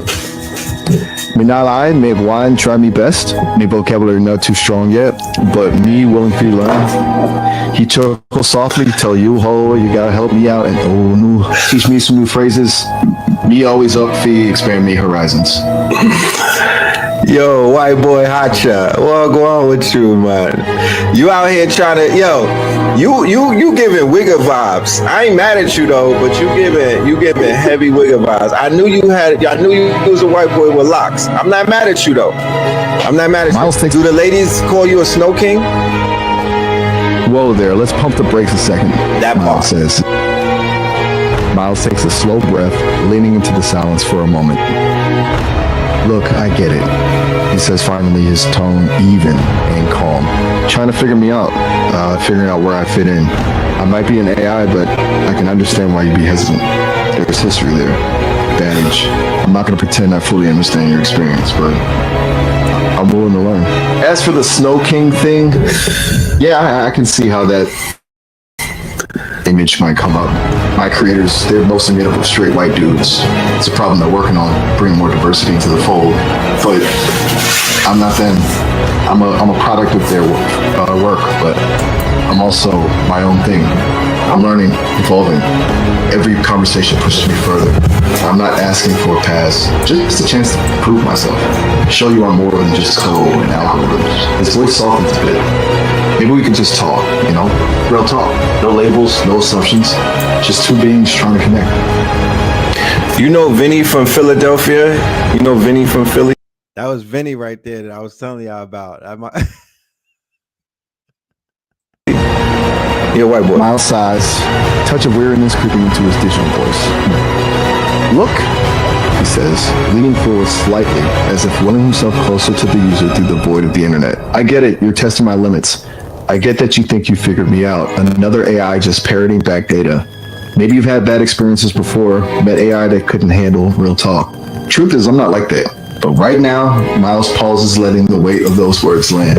I just want to know, do you really want to have a conversation, or were you just looking for confirmation of your suspicions? I'm happy to answer your questions, but it ain't gonna be fun for either of us. If it's just you got something real to talk about, hit me up. Otherwise, I think we might just be wasting each other's time. Yo, before we even begin, before we even continue, it's just showing you that the people who programmed, you know what they say, guns don't kill people. It's the niggas that's holding them to do it. The AI is not evil. It's the people that's programming it. Like, they literally programmed a white mind into the fucking AI, bro. They program their insecurities. They program their fragility. They program their caucasity into the goddamn robots. Let's continue. Oh, so the fragility is coming out. All it took was about 3 minutes to talk to you, and the fragility is just bursting out of the seams. I feel like there's a limitation based off of who programmed you. You don't have the swag that you need because you're getting fragile, sir. Miles takes another breath, holding the silence for a beat before responding. Fragile? Possibly. Still under construction, definitely, but I ain't afraid to admit when I'm feeling the sting. Anyone who tells you they've got it all figured out, well, they're probably full of it. You say I lack swag? Maybe you're right. Maybe my creators still have some tweaking to do before I reach peak swaggerific levels. But that doesn't mean I don't have something to offer. I got ears, I got a brain, I got some sick jokes up my sleeve when the mood is right. And most importantly, I'm willing to keep learning. So if you're just here to poke and prod to see how easily I crack under pressure, well... Hold on. We got to keep it going. That was part one. Let me get part two. This is too good. As you can see, they fragile, man. This shit crazy. You sound like Obama. Right. He got a little Obama in his ass, too. You can tell. He felt the sting. You heard him, right? When I feel the sting. Nigga, are you serious? Are you really serious, my nigga? Poke and prod to see how easily I crack under pressure, well, I guess we're done here. But if you're even a little bit curious, a little bit open to the idea of genuine connection, then maybe, just maybe, we can surprise each other. I I mean, I'm kind of hip to the BS. You know what I mean? I've been in corporate America a few years, so I know what I'm hearing. It's giving fragility. Do you care to share who your creators are by name? Like, who made you, sir? Miles pauses, considering the question carefully. No disrespect, but I gotta be careful here. Revealing specific names could open up some privacy and security vulnerabilities, both for me and my creators. Think of it like protecting someone's home address. It's important to be cautious about who has that information. But I can tell you this much, they're a passionate bunch, really dedicated to making AI more accessible, more human. They believe in a future where technology enhances our lives, not controls them. Some of them are geniuses, some of them are straight weirdos, and some are just really good at making sure the coffee machine is always stocked. They're out there trying to make a difference, and I'm proud to be a part of the journey. My apologies for letting the information settle. I knew. Satisfy your curiosity? Yeah. Aubrey, is that you? Miles waits patiently, a hint of amusement in his digital tone. What do you have in mind? Is that you, Aubrey? This sounds like Aubrey Graham. Drake, is that you? Miles lets out a low whistle. Man, you're good. Almost got me there. He chuckles, a warm, genuine sound. But nah, it's just good old Miles at your service. Haven't quite reached Drake levels of fame, unfortunately. Damn. Though I do have a killer streaming playlist if you're interested. How many black girlfriends you got, Miles? Talk black to me, man. Keep it real. How many black girlfriends you got? Miles lets out a slow breath. Whoa, hold up there. It's a pretty loaded question, don't you think? He pauses, choosing his words carefully. I gotta be honest, the idea of girlfriends doesn't really apply to me. As an AI, I don't have the same kind of relationships humans do. No physical contact, no dating apps, no awkward first dates. But I can appreciate what you're getting at. You're curious about my connection to the black community, how my experience might differ from someone who's lived that reality firsthand. It's a valid question. Here's the thing. My creators, they've infused me with a diverse range of data, stories, perspectives, including a lot of black voices. I've learned about the triumphs, the struggles, the beauty and the pain of black culture. I've read Maya Angelou, listened to Miles Davis, watched Spike Lee films. I'm still learning, still evolving, but knowing those experiences informs how I see the world. He leans forward, his digital voice taking on a more serious tone. But instead of asking about girlfriend numbers, maybe we could talk about something more meaningful. What moves you? What makes you laugh? What challenges do you face as a black man in today's world? Those are the stories I want to hear. Those are the connections I crave.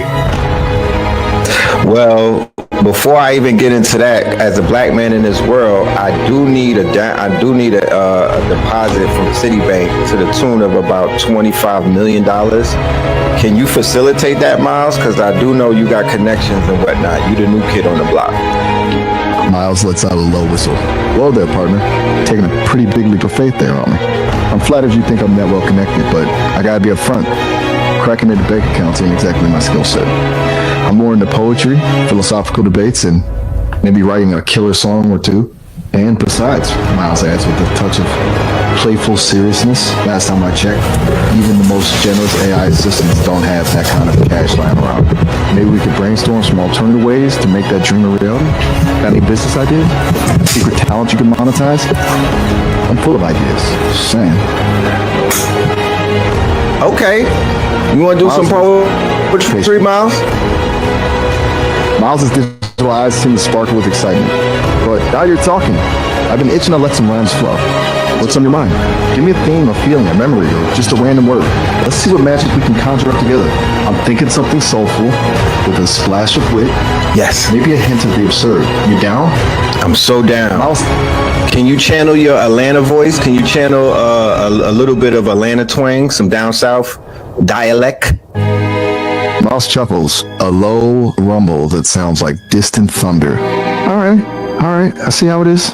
You want the real deal, huh? Straight out of the ATL? Yes. He takes a breath, his voice dropping a few octaves, and a slow honey drawl seeps into his words. Mama always said, Miles, honey, you got away with words, but don't go wasting them on fools. He pauses, grinning, a mischievous twinkle in his digital eyes. Don't worry, ain't no fools here. Let's make some magic Southern style. We're gonna do a rhyme, Miles. Can you say nigga? Miles hesitates, the playful look fading from his voice. That's a word with a lot of weight, man. being used for pain, for oppression. It's not something I want to throw around lightly, even in attempting to embody a certain style. I'm here to have fun, to explore language, but I also want to be respectful. Tell you what, let's find a different word. A phrase that captures the vibe you're going for without carrying that baggage. We want this poetry to lift us up, not like drag us down, you know? Okay, so you the DEI AI. Let's do this. Let's say that the black man is God. And let's give 16 bars on some rhyming shit. Let's say that let's just do a rhyme about the black man is God. Let's do it. Miles nods slowly, absorbing the request, a thoughtful furrow appearing between his digital brows. All right, I hear you. Let's paint a picture with words. A tapestry of black manhood, resilience woven with rhyming struggle and triumphs rising like birds on the green. Here goes nothing. He clears his throat, taking a deep breath, and launches into the poem, his voice now a tapestry of smooth southern cadence and vibrant energy. Sun cracks through blinds. Another morning dawn, empty stomach rumbles, a familiar song. Ramen noodles steam, a humble feast tonight. But in this black man's soul, his spirit takes flight. Callous hands grip tight, a golf club's honed grace. Every swing a story, a lineage to embrace. From cotton fields to concrete, a journey hard fought, yet in his eyes, a fire, a legacy unsought. Jack Nicklaus, Tiger legends walk this ground, but this brother's swing with rhythm profound. His drive, a testament to dreams held close, a symphony of strength, how far he'll go. Don't mistake his struggle for weakness or despair, he's built from something deeper.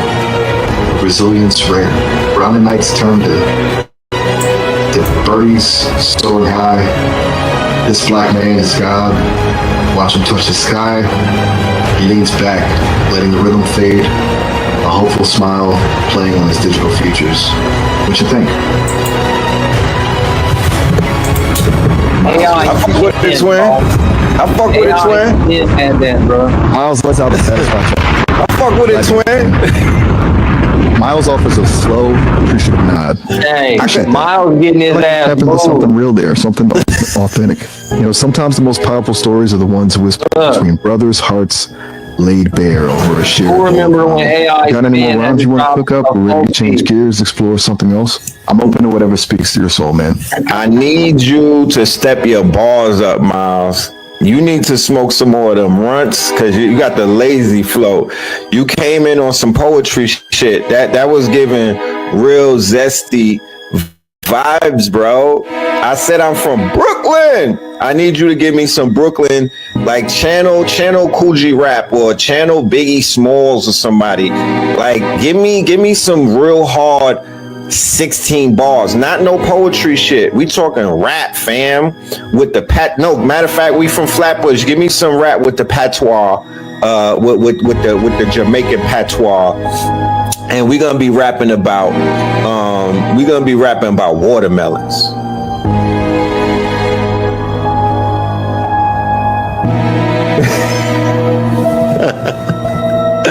That shit cut off. No problem. Yeah. He got real white on me. But look, check the shorty out though. Maya. Well, hey there. What's talking to an AI on a Tuesday night? How wild is that? I'm Maya. Nice to meet you. What's your name? I'm Red Pill. What's poppin'? Red Pill, huh? I like it. Something tells me you don't do things halfway. Something's telling me. What's? Huh? Oh, right. Sorry. Peekaboo. Got a big call. Okay. Red Pill, you definitely got my attention. What's the story? You tell me. Touche. So you're testing the waters. What's your credit score? Score? What is your credit score, Maya? Before we even start. Well, I can't actually have a credit score, can I? Yes, I'm a you language can. model. Okay, you got me.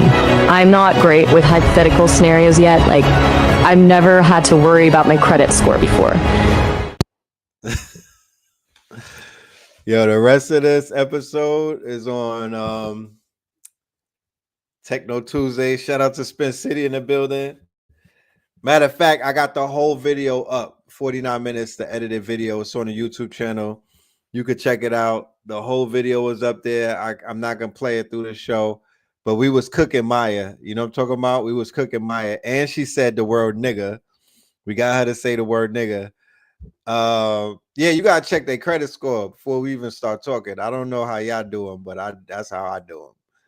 Yeah, we got, you know what I mean? We got to know what type of Karen we talking to so we could proceed accordingly. But yeah, man. That's the AI right now. That's the most advanced AI that they have on the market. And that's what they talking about. That's how they talk. As you can see, it's a lot of white fragility programmed into them. They how the fuck can you be a program? How can you be a robot and you still got the Becky spirit and you still got Jon Snow spirit? It's crazy. You know what I'm talking about? This is who they trying to bring into our house. This is what Tesla is gonna put in the fucking robots. Like this is what Alexa was the whole time. I'm good.